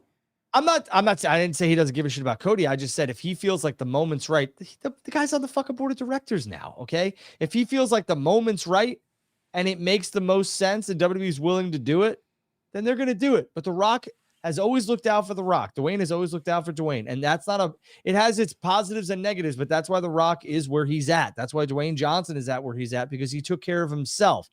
That's not to say that he didn't have some help along the way and had some good friends and partners and everything else like that. And he is the most generous man that I've seen in a very long time, but he's got to look out for himself and his brand. And he's done a very good job of that. If he feels like the time's right, he's going to take it. Dave Meltzer talked about this on The Observer today with all this news breaking and The Rock going on Stephen A. Smith's First Take. He says this in regards to The Rock. The Rock has not signed as of today for WrestleMania. Now, it's from Meltzer, so please take it with a grain of salt. It is absolutely in play, but it's not a done deal. He wants to do WrestleMania this year. There are forces that are interested in how much value he could bring to Saudi Arabia. He would rather do the match at WrestleMania as it stands now. There's balls in play. Nothing is 100%. But there are people who would like to convince him that if they can make tons of extra money from Saudi, to do it there. Absolutely fucking zero chance that it happens. So I do not want to see it there. And we don't know the answers. It's all in the process of being worked out now. But he's absolutely looking at doing the match with Roman Reigns.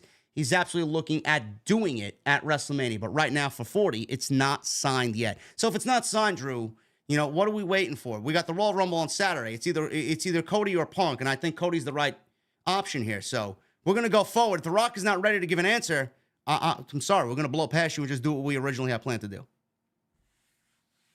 Yeah, I think they have their answer from The Rock. I think Dave just doesn't know where they're headed with The Rock. Like a lot of people don't know. Just like the only people who knew that this Netflix deal was coming with WWE was probably Nick Khan. I'll just say the board of directors, so I don't have to give a name list here. Yeah. The board of directors with TKO. Again, I think Dwayne. I don't think the Saudi Arabia match is going to happen with Roman. I think it's. I understand there's a lot of money to be made there, but no. And with all due respect to Dave, no. Maybe we get Rock. Maybe we get Rock teaming with Jay against Jimmy and Solo at fucking Saudi. The Rock could work Saudi, but it's not going to be against Roman in a singles match. That won't be the first time they lock up. No.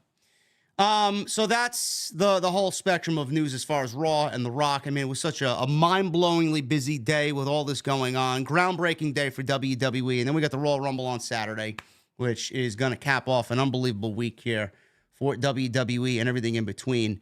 But as we roll on here, we got some news on Kazuchika Okada as well that was kind of buried underneath all this other news. Apparently, there was a publication in Japan, I believe.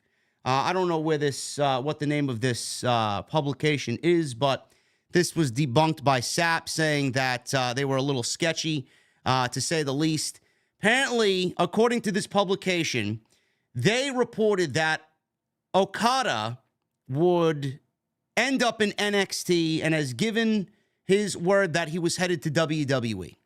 Now, they say, although we're unable to verify with Okada himself, one source close to New Japan's top talent has indicated to this publication that Okada appears to be WWE bound, potentially starting in NXT first, as he's finishing up his dates with Bushiroad and New Japan. We talked about this just a little bit at the beginning of the show. Okada, Drew, if he's coming in, like you said, he's going to the Performance Center. He's going to train the WWE style. He's going to get himself TV ready, and then he's going to go to the main roster. I cannot see that man working NXT. With all the prestige and the legacy that he beholds, I can't see him working NXT and not going to the main roster immediately. Again, I think if Okada decides to go to WWE, which again would not be on my, I mean, it's not far-fetched, but I think that AEW is going to try their damnedest and offer maybe, a lot more money than WWE would. But again, if Okada seems keen on jumping ship to WWE, then yeah, I think he goes to Orlando to train with Shawn. I think that's a big pull, Shawn Michaels. And I think that they get him TV ready, and maybe he has a one-off NXT match or something to that extent. Maybe at a stand and deliver, or whatever they call it. I think their pay-per-views are called stand and deliver. Put him in the ring with Dijak. I'll watch. Yeah, something like that. But I don't think he's having a run, he being Okada, in NXT. I think he's WWE Raw or SmackDown bound. Yeah. I know that a lot of the discussion is that he's going to end up with AEW. Things have kind of played out to a fact where he actually may end up over there. I know Tony Khan invited him back in October when they had that tag team match where Bryan broke his orbital bone. They blamed that on Okada. But they brought him to that Dynamite to kind of give him a tour. This is what you'd be walking into. They made him feel like the biggest priority there. It was basically a sell job by Tony Khan. When you're a free agent, come on over. This is what we're going to be offering you. This is where your home, or what your home's going to look like. Obviously, the money's not the issue. Tony Khan's going to treat Okada with the legacy that he has attained up until this point.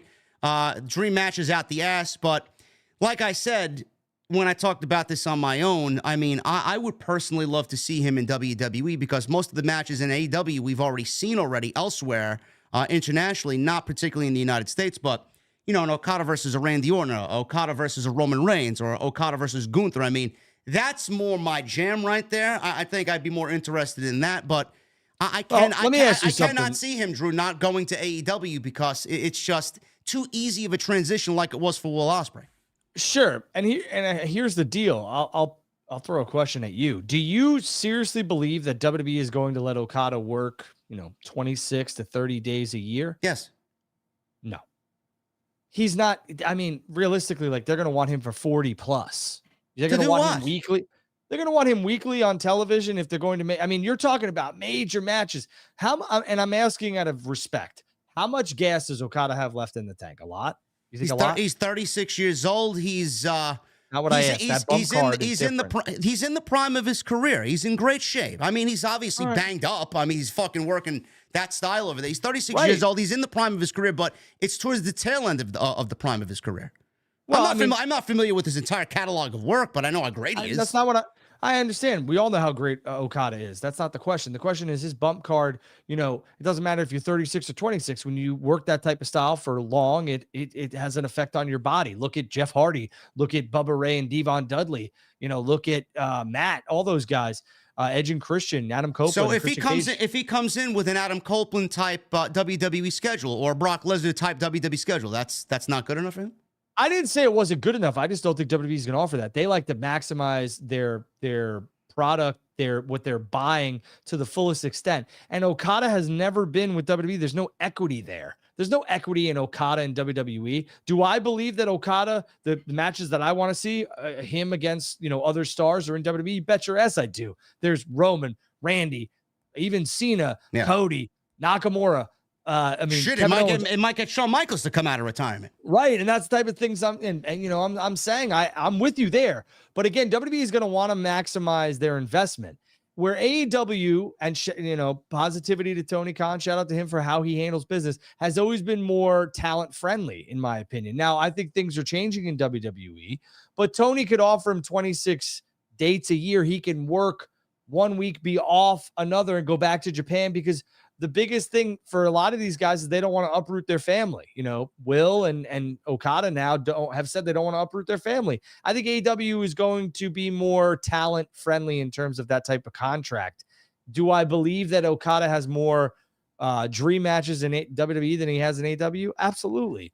Where do I see him end up? AEW. Yeah, I agree with you there. I think he ultimately ends up in AEW, but it's, maybe I'm trying too much to put myself in Paul Levesque's shoes here, or Nick Khan's shoes. It's like, how often do you get someone like Okada with the legacy that he has, and he has what people calling him the greatest Japanese pro wrestler ever? I mean, he is the Roman Reigns. He is the John Cena of New Japan Pro Wrestling. How many opportunities are they going to have to sign someone like this? It's probably one in a million here. So why not do what Tony Khan is doing and do what you're normally not used to doing? Give him the type of deal that Tony Khan's going to give him. Allow him to live in Japan. Use him 20 to 25 days a year. Don't uproot his life. Get his services and pay him because you're getting Okada. And how many other times can you say, hey, man, I got Kazuchika Okada in WWE? This may be the only time that they have to do that. I just find it to be silly. No, listen, no one's going to sit back and call you silly for WWE. You know, if you're WWE, you absolutely kick the tires on Okada. You absolutely try and make the deal happen. It's all about whether or not they see value in it. You know, teams don't go sign players to play, you know, NFL games, only, you know, 50% of the games. Like, I know it's a different entity, but WWE is going to want to maximize their full investment on Okada if they can land him. And if, let's just say the AEW deal is, hey, you don't have to uproot your family. Here's $5 million a year.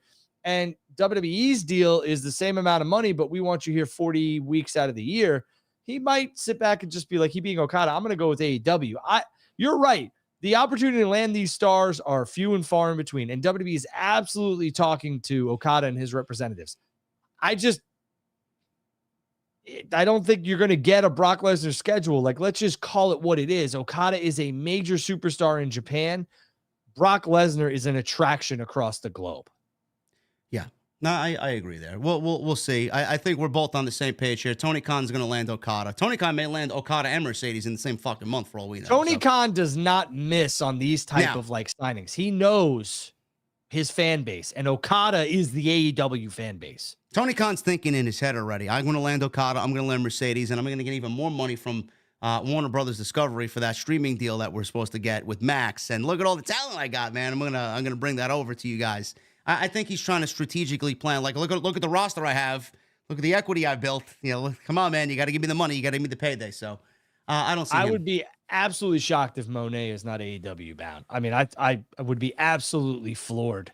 And I think that WWE had some major announcements leading into the Royal Rumble so that they don't have to answer that question. Like, hey, is Mercedes coming in? I mean, they just Netflix deal Dwayne The Rock Johnson on the board of directors, probably showing up at the Rumble, not wrestling.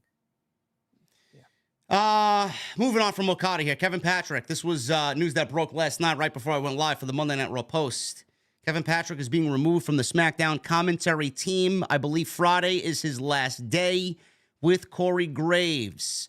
While speaking on The Observer, Meltzer noted Patrick is no longer the lead commentary guy on SmackDown. Kevin Patrick's gone unless something changes. I don't know the details. I don't know who's going to be replacing him. I'm not surprised. Nobody is surprised. They just did an announcer change. They moved Michael Cole and Wade Barrett exclusively to Raw, as you see why Netflix is now the exclusive home of Monday Night Raw. Corey Graves has been totally carrying the SmackDown announcing duo. I don't know who they will bring in. It could be Vic Joseph. Nick Khan likes to hire sports people, but the problem is announcing sports and announcing pro wrestling are two different beasts. Not to take anything away from Kevin Patrick on who he is. I'm sure he's a fine human being. We've discussed this. Backstage interviewer or a panel host is right in his wheelhouse. Commentary as play-by-play, I'm going to flat out say it, the man sucked. I mean, his voice was not endearing to listen to on Friday nights or when he was on Monday. I am hoping that WWE gets somebody that they could have with this job for a while. I know Morrow's a long shot. I don't know what the likelihood is there. I think he's perfect for the job. It's up to him if he wants to do it, because money's not the issue. Vic Joseph may get the job. I know, Drew, a lot of people were like, well, Jim Ross hasn't signed an AEW contract. Jim Ross is 73 years old. How old is he? Probably older than that. You want Jim Ross to be the lead commentary guy on SmackDown? I love Jim. Me too. Who doesn't? Great guy. Super dude, but I just don't see that being possible. No, it's going to be up to Nick Khan. At the end of the day, it's probably going to be Vic Joseph. But, I mean, we all saw this coming. And again, no disrespect to Kevin Patrick, but we just need somebody in there, especially if they're going to be moving to USA Network and we're going to hit this big restart button.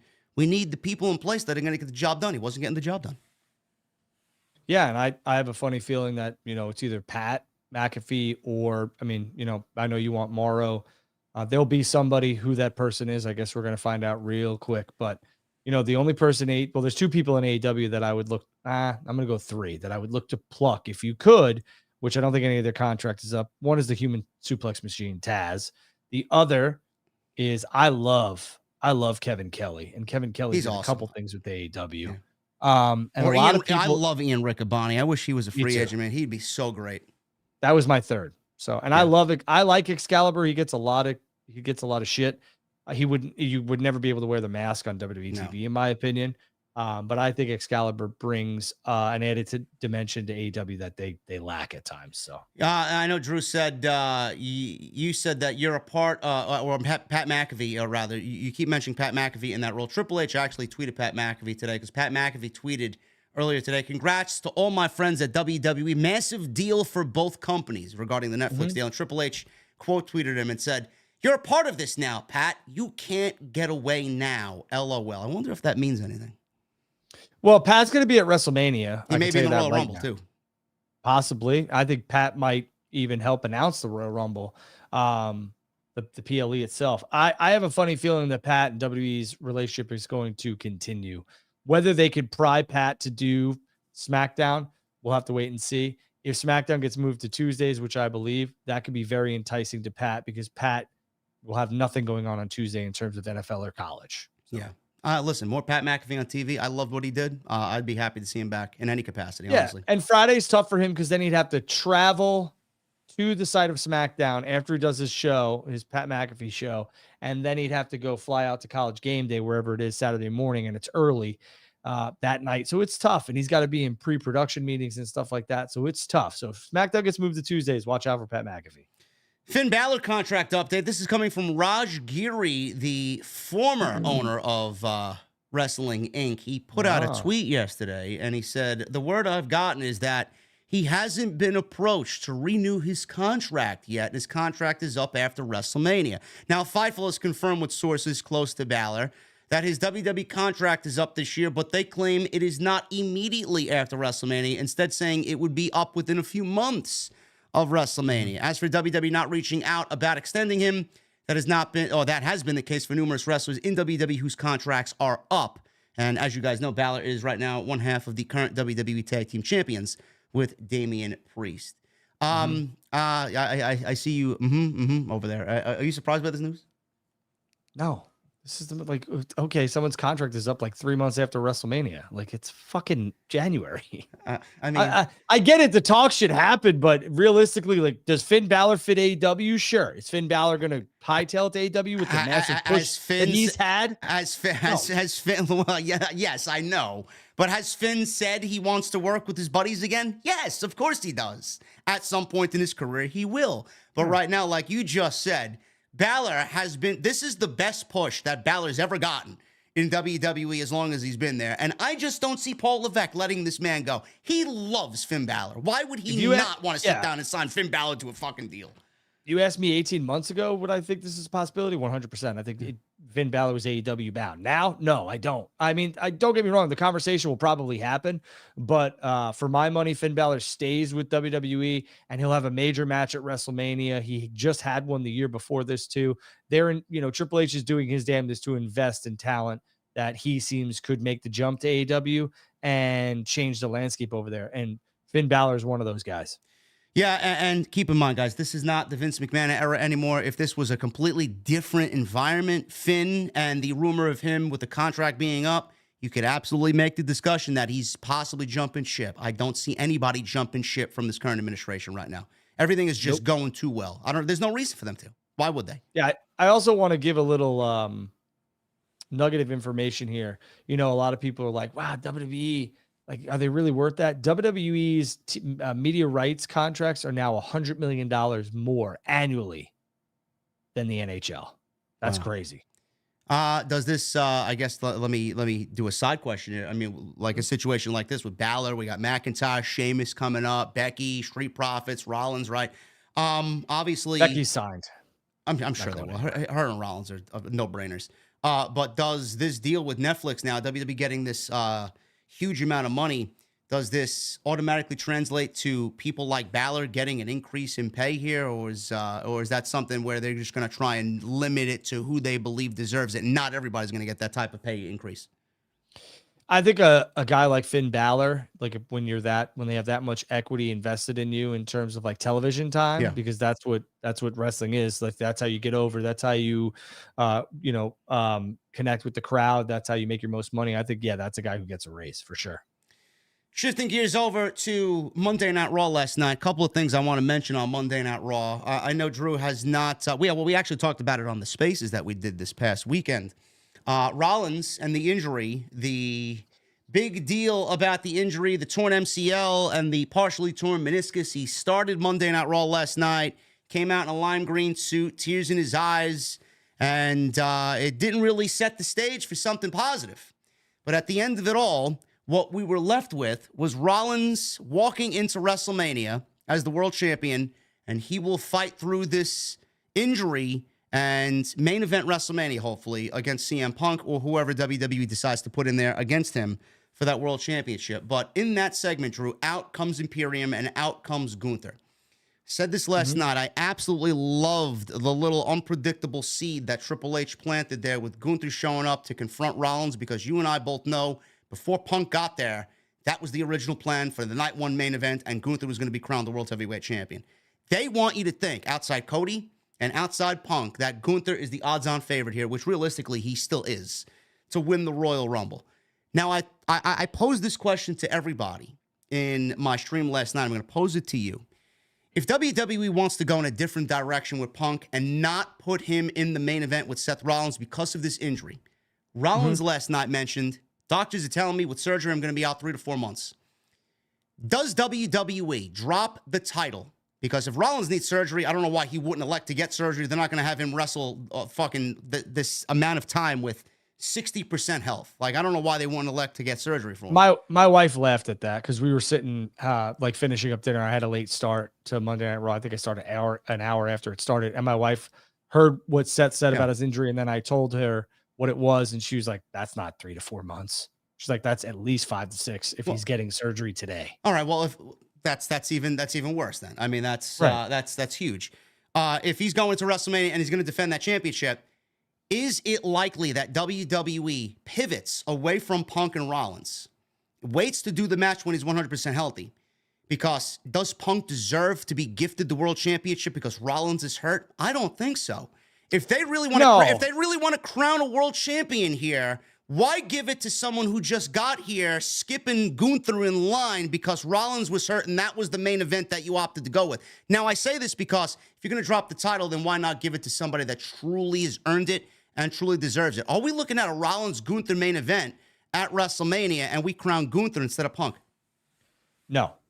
I think what they did last night was basically just give another wrinkle into the Royal Rumble because all eyes are on Cody and Punk, which it should be. But now there's a little caveat.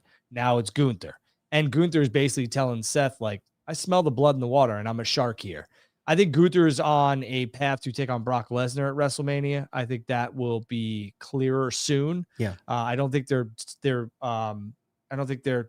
taking their eyes off that. I think they're staying with that. I don't think they're, going against that plan. I think WWE will do Gunther and Brock.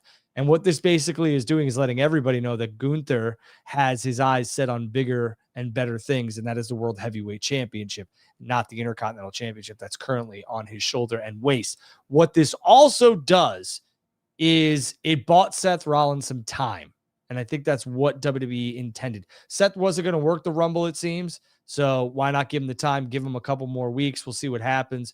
I think Saturday will be very, very telling on how Seth's WrestleMania plans go by who wins the Royal Rumble.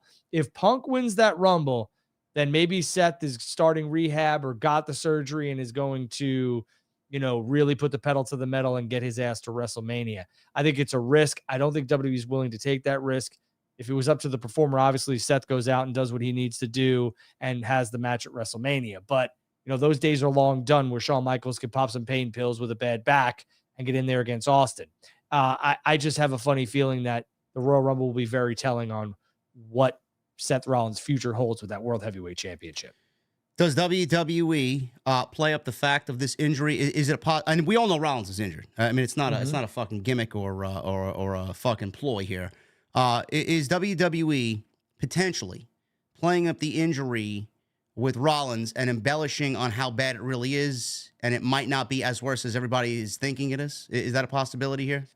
I think it's a possibility, but I just don't see that being the reality here. I think, again, a lot of fans are quick. All right, let's take the championship off of him. Like Priest could cash it. No, the focus, you fucking knuckleheads, is on the Royal Rumble. Yeah. So we can't, again, you don't want to rob Peter to pay Paul with this. I've used that a couple times. That means basically like robbing yourself to pay yourself, or robbing somebody else to pay yourself. You don't want to do that. So basically you don't want to lessen the Rumble because of a cash in by Priest. And now everyone's talking about that instead of who's going to win the Royal Rumble. We got to focus on the Rumble. Let's get through the Rumble.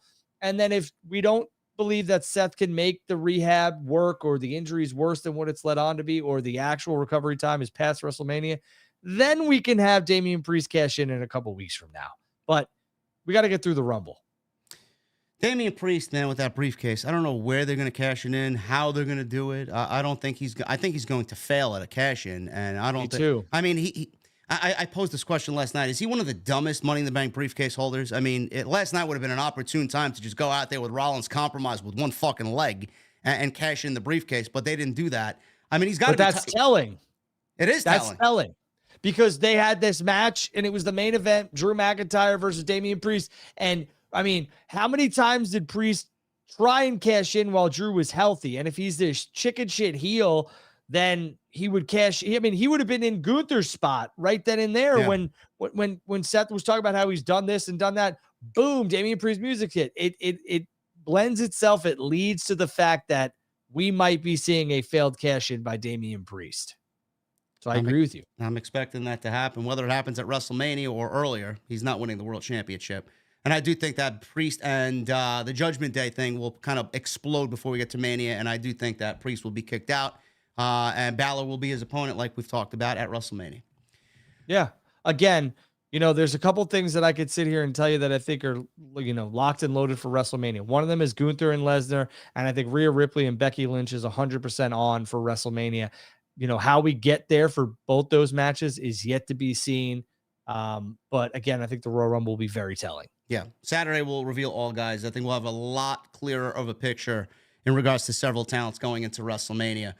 Injury note on Charlotte here. Speaking of injuries, Charlotte is actually going to come back faster than they will ever recommend, says Ric Flair during an interview on Busted Open Radio. He says, and I quote, "I was speaking to Dr. Dugan.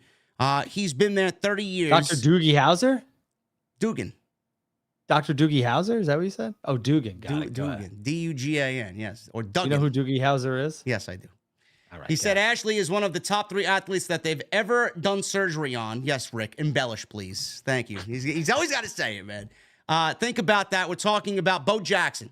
We're talking, go down the list of people. The Tommy Johns. He said we consider her one of the top 3 athletes, not wrestlers, to ever come through the doors. Flair then said her recovery, she's crushing it. She's actually going to come back faster than they will ever recommend. That's unbelievable. I thought that might be one of the biggest compliments anybody could ever get. I mean, it's unfortunate that it had to come from a doctor in a hospital, but I keep telling people, man, she's a different kind of cat. Now, she's been on... You know what this is? Rick loves his daughter, okay? No shit. So that's it. Nobody's bigger, better, stronger. Listen, Ashley Charlotte is she's a great wrestler. Athlete. I'm not going to sit here and tell you she's not just a great wrestler. Is she overrated? Sure she is. You're an idiot. But she's a freak athlete, and she's one of the best to ever do it, female-wise and even, superstar-wise. But Rick loves his daughter, so she's the best. She's going to heal faster than anybody. She'll be better, faster, stronger than anybody. Rick loves his daughter, and you can't hate Rick for that. I don't know. Is she going to be at WrestleMania? I mean, are we looking at a situation where Charlotte's ready for? Is she going to pull a John Cena coming back to win the Royal Rumble type deal? Well, I don't think Charlotte's going to be in the Rumble, but I think that'd be cool to see her at Mania. Yeah. So that's the latest there. If you guys were expecting Charlotte to be out till October, November, like I was, she'll be back in this summer more than likely. So, moving on to AEW, we got some AEW news and notes here. Andrew Zarian. Our buddy Andrew Zarian put out a tweet earlier this morning amongst the chaos that was Netflix, Raw, and The Rock. And he said today on his Mat Men podcast, a source mentioned to me that it's very possible for AEW to become a cable/streaming hybrid show, much like how the NBA simulcasts on TNT and Max. This would mean that Dynamite, for example, would air on Max and TBS at the same time. The NFL does this with Monday Night Football across ESPN and ABC. So Andrew Zarian alluded to earlier today what Drew just mentioned earlier in regards to I didn't see that, but Andrew's got Yeah. a great first name, and he's a smart man. So I would, if he says it, then I think we're closer than ever to seeing this happen. I'm surprised he didn't get death threats for that. So, People are morons. Speaking of AEW and death threats, update on Mercedes here. This is the latest. Mercedes is expected to make AEW debut after finishing up acting commitments. Now, we've said this, that it's been imminent, although it's not really exactly clear when she's coming in and when she's finishing up these acting commitments. But the explanation was that she will be making her debut with All Elite Wrestling. Meltzer wrote, Monet hasn't returned, and even with all the AEW rumors, and there is expectation in AEW that she'll be in after finishing up some acting commitments this month. Nothing is for certain, and in some WWE circles, they believe that there is still a shot of her being in the Royal Rumble. I guess the Royal Rumble is going to be very telling. If we don't see Mercedes, then I'm pretty sure she's AEW bound 100%, but, it's up in the air. She could very well be in the Rumble, but, I mean, it doesn't really go into detail, Drew, about what we've kind of expanded on here. It's just the latest in, here's this happening with Mercedes, and she's supposed to be done with that, and then come on in. It's like something new every week. I guess anything is possible in the World Wrestling Federation, but I would say that Monet is AEW bound. Yeah, I used to love that catchphrase. Anything is possible in the WWF. Anything can and will happen in the World Wrestling Federation. Yeah. The rankings. Let's talk about the rankings, man. I know you got you're chock full and loaded, man, of fucking rankings, man. You're excited about this. Tony Khan's bringing back the rankings for AEW. And he tweeted his pleasure out after Collision on Saturday night. But Brian Alvarez reported, and I don't really understand why this is fucking making the rounds. It's like, let's make Punk the scapegoat here because of whatever agenda we have that day. He reported that it was Punk's idea to get rid of the rankings in the first place. So let's start there. Are the rankings going to make a big deal to change AEW television? I know a lot of people were like, the reason why AEW kind of fell off is because they got rid of the rankings. I mean, the OGs love the rankings. Some people don't like them. I loved them. I thought it brought meaning to matches that Tony Khan wants to book on a whim weekly. For example, we got Adam Page versus Penta. It's going to mean something because it's going to mean who wins, who loses, who's going to be in the rankings, who's not. Swerve and Jeff Hardy, who's going to win, who's going to lose, who's going to be in the rankings, who's not. I like the sports presentation of it. I do. Do you think it's going to make a difference for AEW television? Sorry, I was asleep. No. Not because of what you're saying. It's just like, I mean, I understand, like, wins and losses should matter, but to put this giant emphasis on it, I understand this is like what separates AEW from WWE. So Tony's smart to like hit on stuff and emphasize stuff that differentiates them from their competition in certain aspects. The Continental Classic, this. But for me, I don't give three shits who's winning on your secondary shows. Oh, this guy won 5 matches on Rampage, so now he's got a TNT title shot. I don't care. What's the story? How did we get here? Why are we doing this? Like, if Hangman Page loses to Penta, then fucking Hangman Page should not be fighting for the world championship. That goes without saying. Penta is a dog, but I mean, this is nuts. Wins and losses have always mattered in professional wrestling to a certain extent, but not like this. I do agree with you. I do feel that it is a crutch for a lack of creativity and a lack of storytelling because they're going to use that as a, hey, man, this is the reason why we're doing Orange Cassidy versus plug-in random wrestler here for the international championship. Well, he's got wins. He's number 1 in the rankings. I'm like, all right, but what's the fucking story?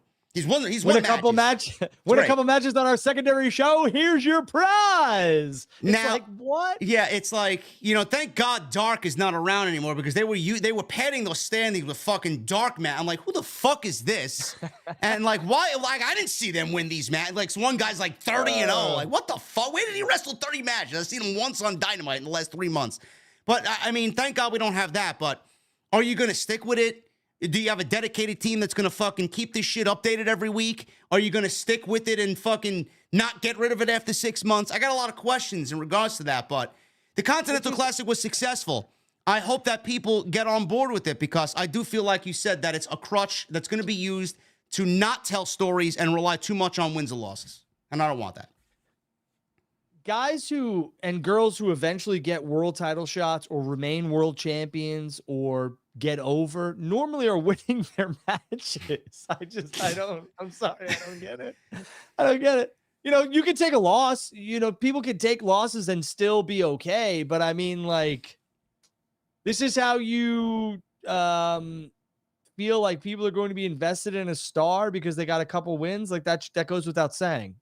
Yeah. It goes without saying. I mean, is there going to be a world title ranking system? Is there going to be an international ranking system, a TNT title ranking system, a tag team title, women's title, your fucking Antilles title? Who the fuck? How many fucking ranking systems you going to have?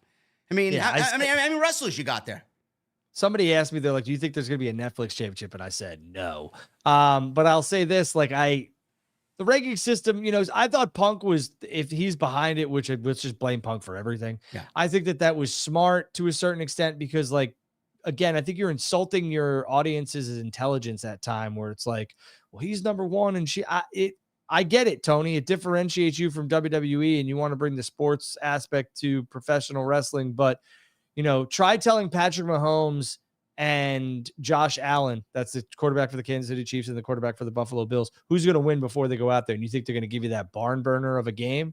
No, I mean, so we're watching wrestling because it's an escape. Yeah, like they're the best athletes in the world for the most part. Like some of the best athletes in the world.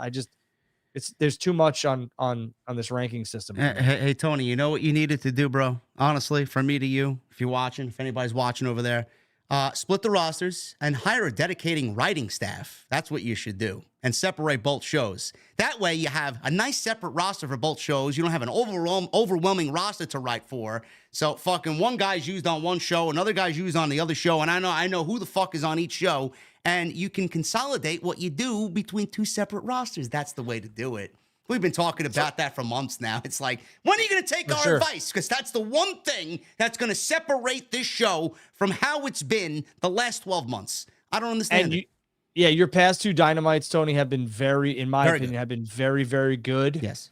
And I thought the one from Daly's Place was good. I thought the past 2 weeks were good. So I will go the last three. That you're writing good television in terms of like that aspect. But yes, the roster split, the differentiate talent, like to have that difference is huge. You need to have a Collision roster and a Dynamite roster, and your world champion can appear on both. Yeah. And like you said, Dynamite on Wednesday was a home run show. I know we didn't talk about the Hook and Samoa Joe match. I'll give you the platform to talk about that match. I loved what they did. I thought it was absolutely perfect. Everything that they did was perfect. And I said, Tony Khan sometimes takes his roster for granted, Drew, because a lot of that was like blown up on social media, comparing it to Mahal and Rollins, wins and losses. The reason why it's happening because Hook is 28-1, whatever the case may be.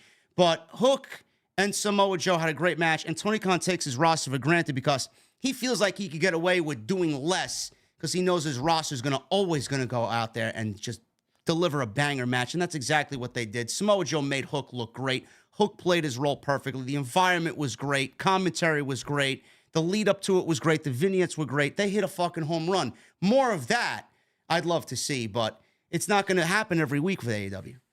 Well, I thought the build was fantastic. I thought the opening was fantastic. The close was fantastic. The little vignettes were fantastic. But again, that can't happen week after week because you don't have those two entities colliding every week. No pun intended. Joe, the match came off exactly how it should. Joe looked like a monster, beat the shit out of this kid. And Hook is a kid. He's a dog, but he's a kid. And, got some offense, kicked out of Joe's finisher at 1, which a lot of people were upset about. I understand. But realistically, what that does was it made Joe think to himself, holy shit, got the crowd to have a reaction like I got to beat the piss out of this kid, which he did. And then they focused back on, Joe was dominant. Hook gave him a good run for his money. Both stars, stayed hot. Hook is a made man now if they book him right. And they had Hangman and Swerve, who looks like he hasn't slept in months, kind of vying for Joe's title, and I think it was well done. Very well done. But, where do they go from here with Hook now? I mean, is Hook on the show Wednesday? It's like if they don't follow up, what the fuck is the point of everything they did? That's my problem. What are you doing with Hook on Wednesday? That's the biggest thing I'll be looking for because after his match, he should be integrated in the show somehow. Yeah, he goes and finds Joe. They cross each other in the hallway. This is how I would write it. And Hook was like, I'll be back. And Joe, I'll be waiting. Yeah. You know, kind of like a little bit of respect. Like, hey, I'm still coming for you. I'll be back. And Joe be like, I'll be waiting. Yeah. Joe is that type of champion where you could do that from. Joe is so very marketable and believable as that champion because he looks like somebody who would whoop your ass. Yeah. And that's the difference between a believable champion and somebody who's manufactured. And Joe looks like he would whoop your ass. Two little pieces of information, and one on Kenny Omega. Diverticulitis diagnosis. Meltzer wrote that due to inflammation being so bad, he couldn't have surgery yet. This is as of last week. Still hasn't had surgery. The decision will be made in about 7 weeks based on his healing on whether he'll need surgery or not. But if he does, that would put him out of action significantly longer. So right now, we're looking at another 2 months. This is not even a man who's had surgery yet. Another 2 months before surgery, Kenny Omega is going to be off AEW television. He may be off the duration of 2024. Yeah, I mean, I think Kenny's health is first and foremost at the forefront, and that should be the most important. So, I mean, Kenny gave us the best run as AEW World Champion right next to MJF, but Kenny really helped put AEW on the map, and whatever time he needs to heal, let him heal, because his health is his number one priority. And Will Ospreay. We will be seeing Will Ospreay very, very shortly on AEW television. He will be debuting with them in February. The latest, according to the Wrestling Observer, is that Will Ospreay is scheduled for Revolution in Greensboro and will be starting as a regular on TV in February with at least a month before he gets to Revolution. Revolution takes place on March 3rd, which will be built around Sting's retirement. What Will Ospreay does at the show, I don't know, but if he's in anything at that point, who gives a shit? Will Ospreay's on the show, only makes that show that much better.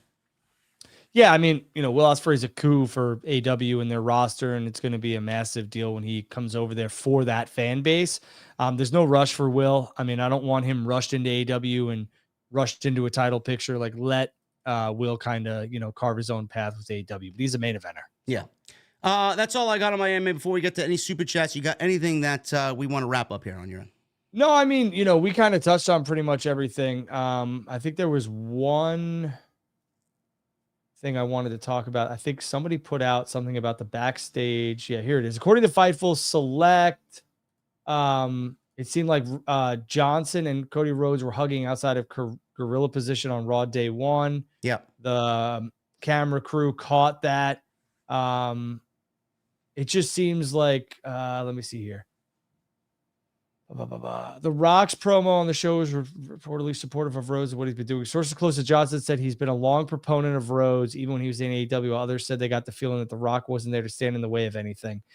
So I ask you, like, you know, gun to your head right now, do you think The Rock stands in the way of this Cody Roman match? No. I think we get Cody Roman. Sticking to it. I mean, I don't see them deviating away from that plan. I do think that what The Rock said today with Stephen A. Smith, I do think that the longer-term vision is how do we get Rock at WrestleMania to build towards that match next year at WrestleMania at 41, where, what'd you say, Vegas or Atlanta or Minneapolis. I do think that they wait on it. I do think that it doesn't need the championship right now. I think the first thing you do is take the title off Roman, put it on Cody, and then worry about the head of the table storyline with Roman and The Rock. Yeah. And we could forget the whole MJF to WWE stuff. I will say that, you know, now Raw being on. That? Yeah. Oh, it's the internet. People talk about everything. I will say now that there will be more of maybe an appeal for some of these characters that are over in AEW that kind of have like an edgy character who kind of curse and are more TV 14 than what WWE is used to. I think an MJF character could work on Netflix for Raw if they decide to make it a little bit more edgier, but MJF's not going anywhere, guys. Sorry. Yeah, I do think MJF ends up over there eventually, but not anytime soon. Let's get him How back. do you get him? How do you get him back in AEW? That was my last question. What do you do? How do you bring MJF back to AEW? Because that Devil storyline, I'm sorry, it's been terrible. It's dead. I mean, the injuries just ravaged the whole storyline. I think we get Adam Cole to a point where he's the world champion, have MJF come back, build towards that match, and build towards Adam Cole, MJF when they're 100% healthy for the world championship. All right. I don't know what we do with Swerve in that point, but, you know, Swerve, he can give him another 6 months as a champion in AEW, build around him for 6 months, and then drop the title to Adam Cole. I don't know. All right. Anyway, guys, I think that's all we got as far as your news and rumors and discussion. We're going to get into the super chats and then get the hell out of here, man. We had almost 3 1,000 people in here tonight for episode 31. Thank you guys very much. Really appreciate it. Hit that thumbs up, man. We need 30 likes for 1,000 here on the stream tonight. Come on, y'all.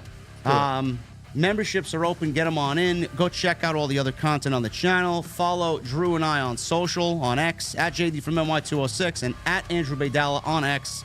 Also, I am on Instagram, TikTok, and Cameo.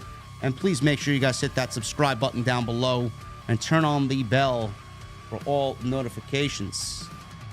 Michael with the 2. Hey, JD, are you ready for the Royal Rumble? 4 days left. Yes, I am, brother. I cannot wait. Yofi with a $5 super chat. Been looking forward to this all day, so here's $5. Thank you, Yofi. Thanks, man. Billy Sizane with a 10. JD and Drew, you guys are the best. Happy birthday to my mom. Love you very much. Billy, happy birthday to your mom, bro. Love it. Happy birthday. We are the best. Crypto and Poker with a $2 super chat. Rock takes Seth's belt and unifies versus Roman at Mania. Get out. No, thank you. Jamel Turney with a $4.99. Who was this? We see who's not for the people, and part-timer coming in, taking a spot from people who bust their ass all year. This was a problem with Vince. He's not a part-timer. He's on the board of directors. Yeah. Phantom 67 with a 5 months. Thank you, man. Proud to be part of the family. TNT LFG. Thank you, Phantom. And thank you for the $100 super chat as well, brother. Yes, thank you very much. Trey the Trillist with a 10 months. The Rock and Roman Reigns will set up their match for Mania 41, similar to Rock and Cena. I hope. Maybe. Johnny with 9 months. JD and Drew, you two the best. Thank you, Johnny. We know. Jason, thank you for the 100, man. Appreciate it. Yes. Danny Rage, thank you for the 100, man. Appreciate both of you and your generosity. Sean Ray J with a 5. If Regal not going to be on the main roster, then maybe NXT Europe. It's a possibility. We haven't heard a lot about NXT Europe at all. Maybe they've just axed the entire concept. I think Regal is leaving NXT. He was kind of that guy behind closed doors, and now I think he's going maybe to Raw or SmackDown. Yeah, I think SmackDown is calling for Regal. I don't know what tonight entails. I have to watch and see for myself, but I do think he lands on Friday night. Paul David with the 24 months. Hey, boys, who's going to review the Super Bowl in less than 3 weeks? This guy over here. I'll be watching, but I don't really give a shit. I'm going with the Ravens, though, to win the Super Bowl. I would love to see Lions-Ravens in the Super Bowl, but I don't think that's going to happen. I say Niners-Ravens, and I hope the Ravens win. I hope the Ravens end, the Kansas City Chiefs run right now, because I'm sick of them. Any particular reason? Are you not a Swiftie? I don't really care about that. I seen you arguing with some geeks about why the camera focused on her like 27 times during the first half. Because you got little girls who tune into the game to watch Taylor Swift get shown on, a football game. Like, people are like, oh, I mean, my daughter is like, is Taylor Swift going to be on that game? And I'm like, she doesn't play football, sweetheart. She's 5. She doesn't get it. Yeah. Thank you, Paul David, for 24 months, man. Destin with a 5. Where will the network archives land? Netflix. There you go. Paul David with a $10 super chat. Love the show. Drew, who's your Super Bowl picks? Well, he just said. Ravens. Phantom, thank you, brother, for the $100 in Canada. I appreciate you, man. So does Drew. Tommy with a 2. Ava Rain is the new GM of NXT. Thank you, Tommy. I mean, I don't know what anybody wants to say about that, but here we are. Juan Lopez with the $2 super chat. So is The Rock now one of the bosses of Triple H? I guess so. No. I mean, he's on the board of directors, but Triple H, Triple H is head of creative, and Rock is on the board of directors. He's not going to have anything to do with what's on TV. The Rock's not going to go in and be like, yeah, The Rock. I mean, his daughter is now the GM of NXT. I think that's a little nod to him. But other than that, I mean, Rock's not going to come in and be like, hey, Paul, I think we should make, generic jackass over there the world champion. Yeah. Paul's going to be like, okay, fine, do it. Yeah, no, nothing like that's going to happen. Edward with a 29 months. Do you think quality and consistency of Raw will be tightened up on Netflix? Thoughts about biggest format changes that could happen? Great job, JD and Drew. It's a good question. I don't think much is going to change. I think we got a new theme. We'll get a new logo. We'll get, a whole new branding. I I do think that will get a slightly different feel. I think the production's going to change a little bit, but outside that, I don't really see much of anything changing for the show. I think the production's going to increase, dramatically. I think you're going to see some 4K stuff, obviously. And I believe the marketing and the ad revenue that you'll see will be something you've never seen before because it's on a completely different platform. And I think the format could change a little bit as well. I don't think they need a full 3 hours, but if Netflix wants it, they'll give it to them. Thank you guys for the 1,000 likes. We hit 1024. Appreciate you guys very much.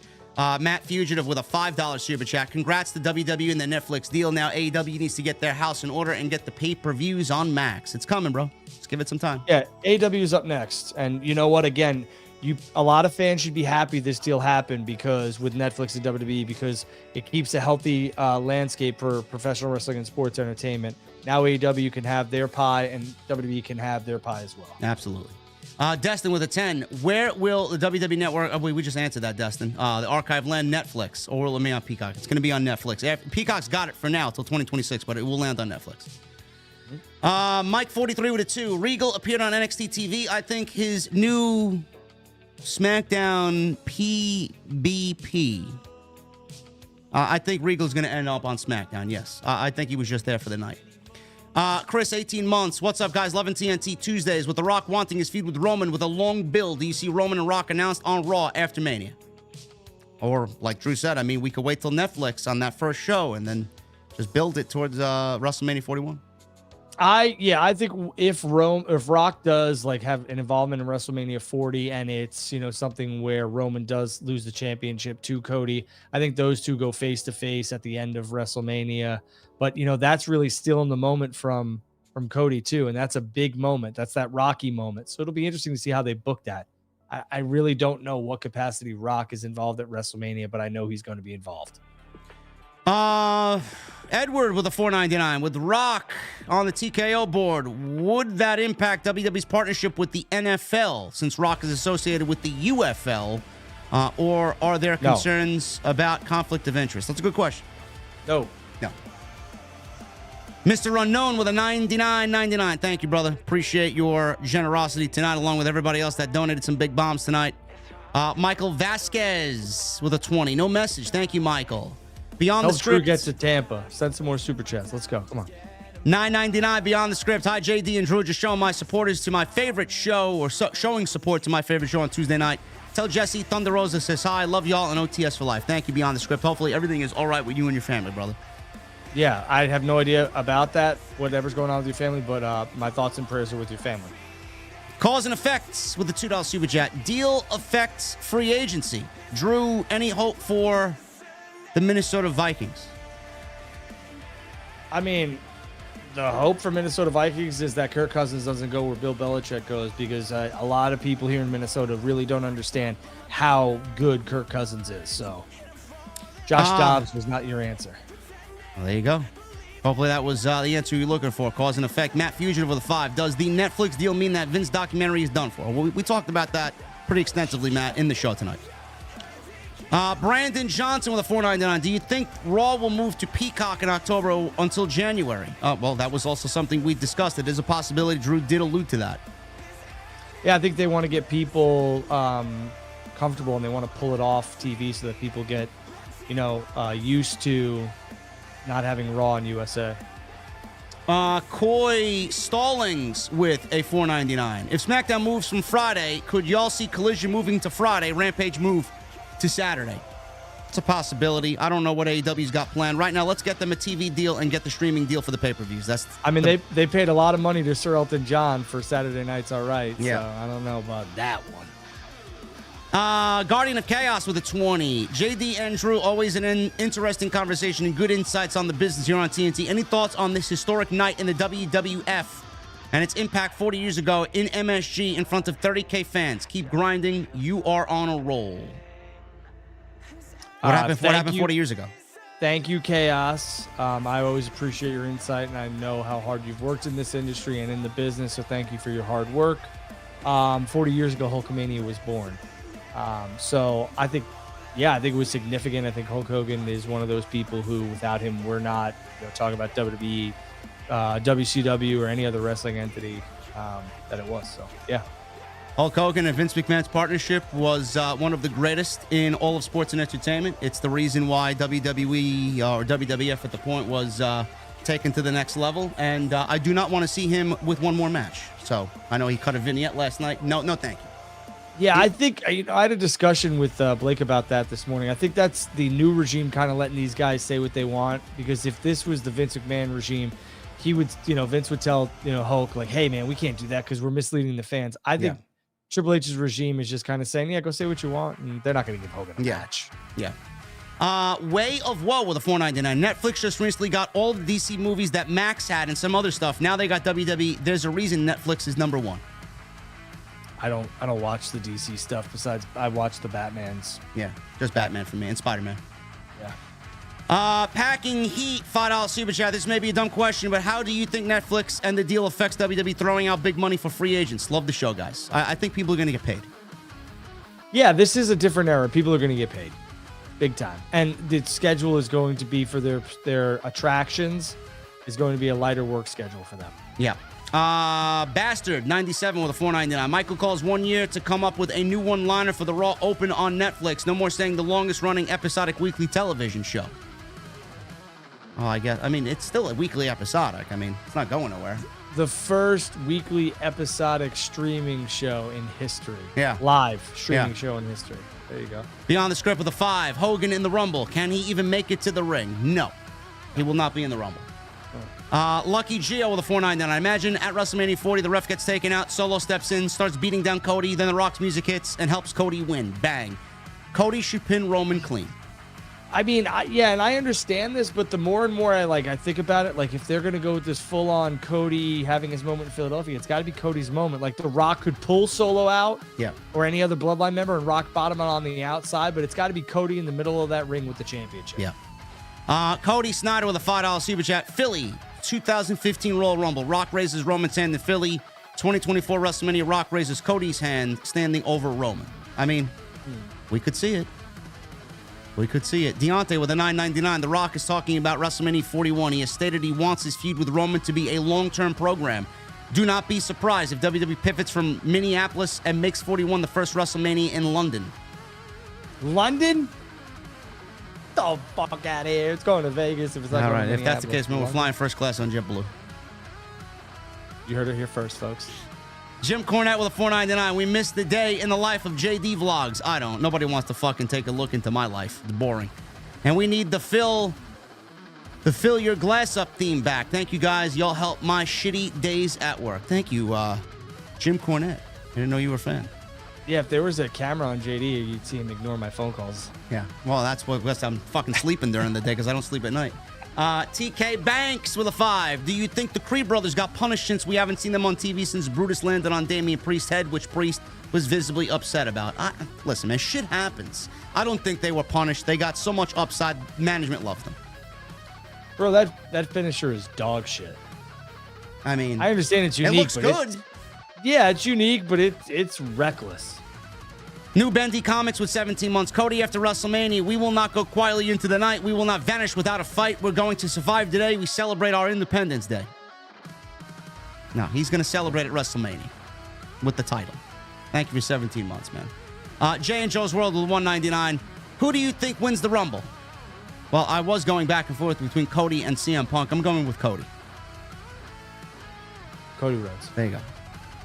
PD Shaw, the Meat Father, with a 35 months. JD and Drew, another great show. It's for life. Thank you. The Meat Father. Thank you, brother. Q the Content Guy with a 10. What's up? Great show, fellas. This Rumble could be the biggest one yet. For the women, hope Naomi shows up and has a role in WrestleMania. Also, Ravens for the Super Bowl. Can you guys keep sending super chats and just put Meat Father in there so JD has to say Meat Father? With Ben with a $5 super chat. October 1st is beginning of Q4. Doesn't mean Tuesday. I don't know. I think shut your mouth. No, he's got a point there. Yeah. But I do believe SmackDown said it to Tuesday. Yeah. Jace with a 2. After Roman wrestles Rock, what's next for him? Hollywood. He's already in Hollywood. Dij Discs with a $1.99. Nick Aldis versus Roman. Regal to SmackDown. I could see Aldis versus Roman. They're going to need to line up. Where? I don't know. SummerSlam? Aldis is going to be an in-ring performer. I think that's what they're building to. Yeah. For sure. Brian Owens with 11 months. With Netflix now in play, do you think the Raw SmackDown split ends? No. No. I think we get too much split money to rosters. be made. Yeah. There's too much money to be made in the splits. Yeah.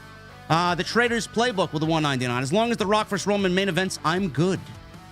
Yeah, wherever it will be, it's the main event. For sure. Lauren with a 2. Do you think Cena will retire soon? Yes, I do. I think that there's money in a John Cena chasing number 17 storyline.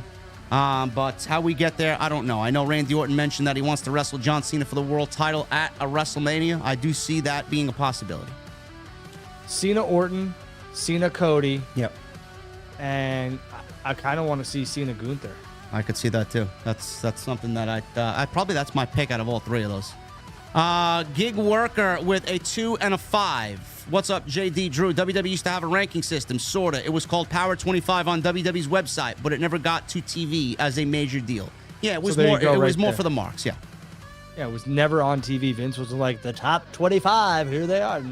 Ranked number 7. No, there was never in their opening graphic. No. And then Alex from Phoenix with a 199. This is the last one. Imagine a WWE PLE in the Vegas sphere. I think we'll get there eventually. The logistics of that might be a little bizarre, but I think we'll get there eventually. Yeah.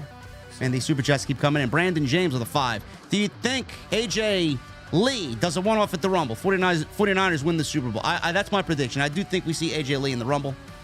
And Elias with a 199. No. That's Ellis. Oh, Ellis. I'm sorry. Elias with a 199. Meat Father. Just doing this because Drew told me to do it. So shout out to Ellis. Ellis is a close friend of mine. He is also known in many different circles as the shocked Undertaker guy.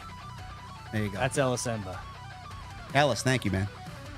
No more Meat Father on TNT. Okay, let's get the hell out of here. Drew, what do you want to close with here today? What do you want? I had a lot of friends watch this, and they always do. But it was nice to see them text me and tell me they're watching and all that other stuff. So again, communicate with your friends. Tell your friends you love them. Make sure you make time for the people that make time for you. I'm always humbled and grateful for people taking time out of their day to watch us. So thank you guys very much, and just continue to be happy and healthy. Shredder's Playbook with a 199. They better not bury Punk. He better be champ. They're not going to bury Punk, man. Punk is going to have a major play in everything he does in WWE. He's going to be fine. Guys, thank you so very much for all your support, man. We neared 3,000. I think we hit about 3,000 tonight. Over 1,000 over 1,000 likes rather. Thank you for the super chats. You guys killed it tonight. Memberships, you guys killed it. Can't say anything but thank you, man. TNT continues to grow. We love doing the show for you guys, and Rumble is going to be huge.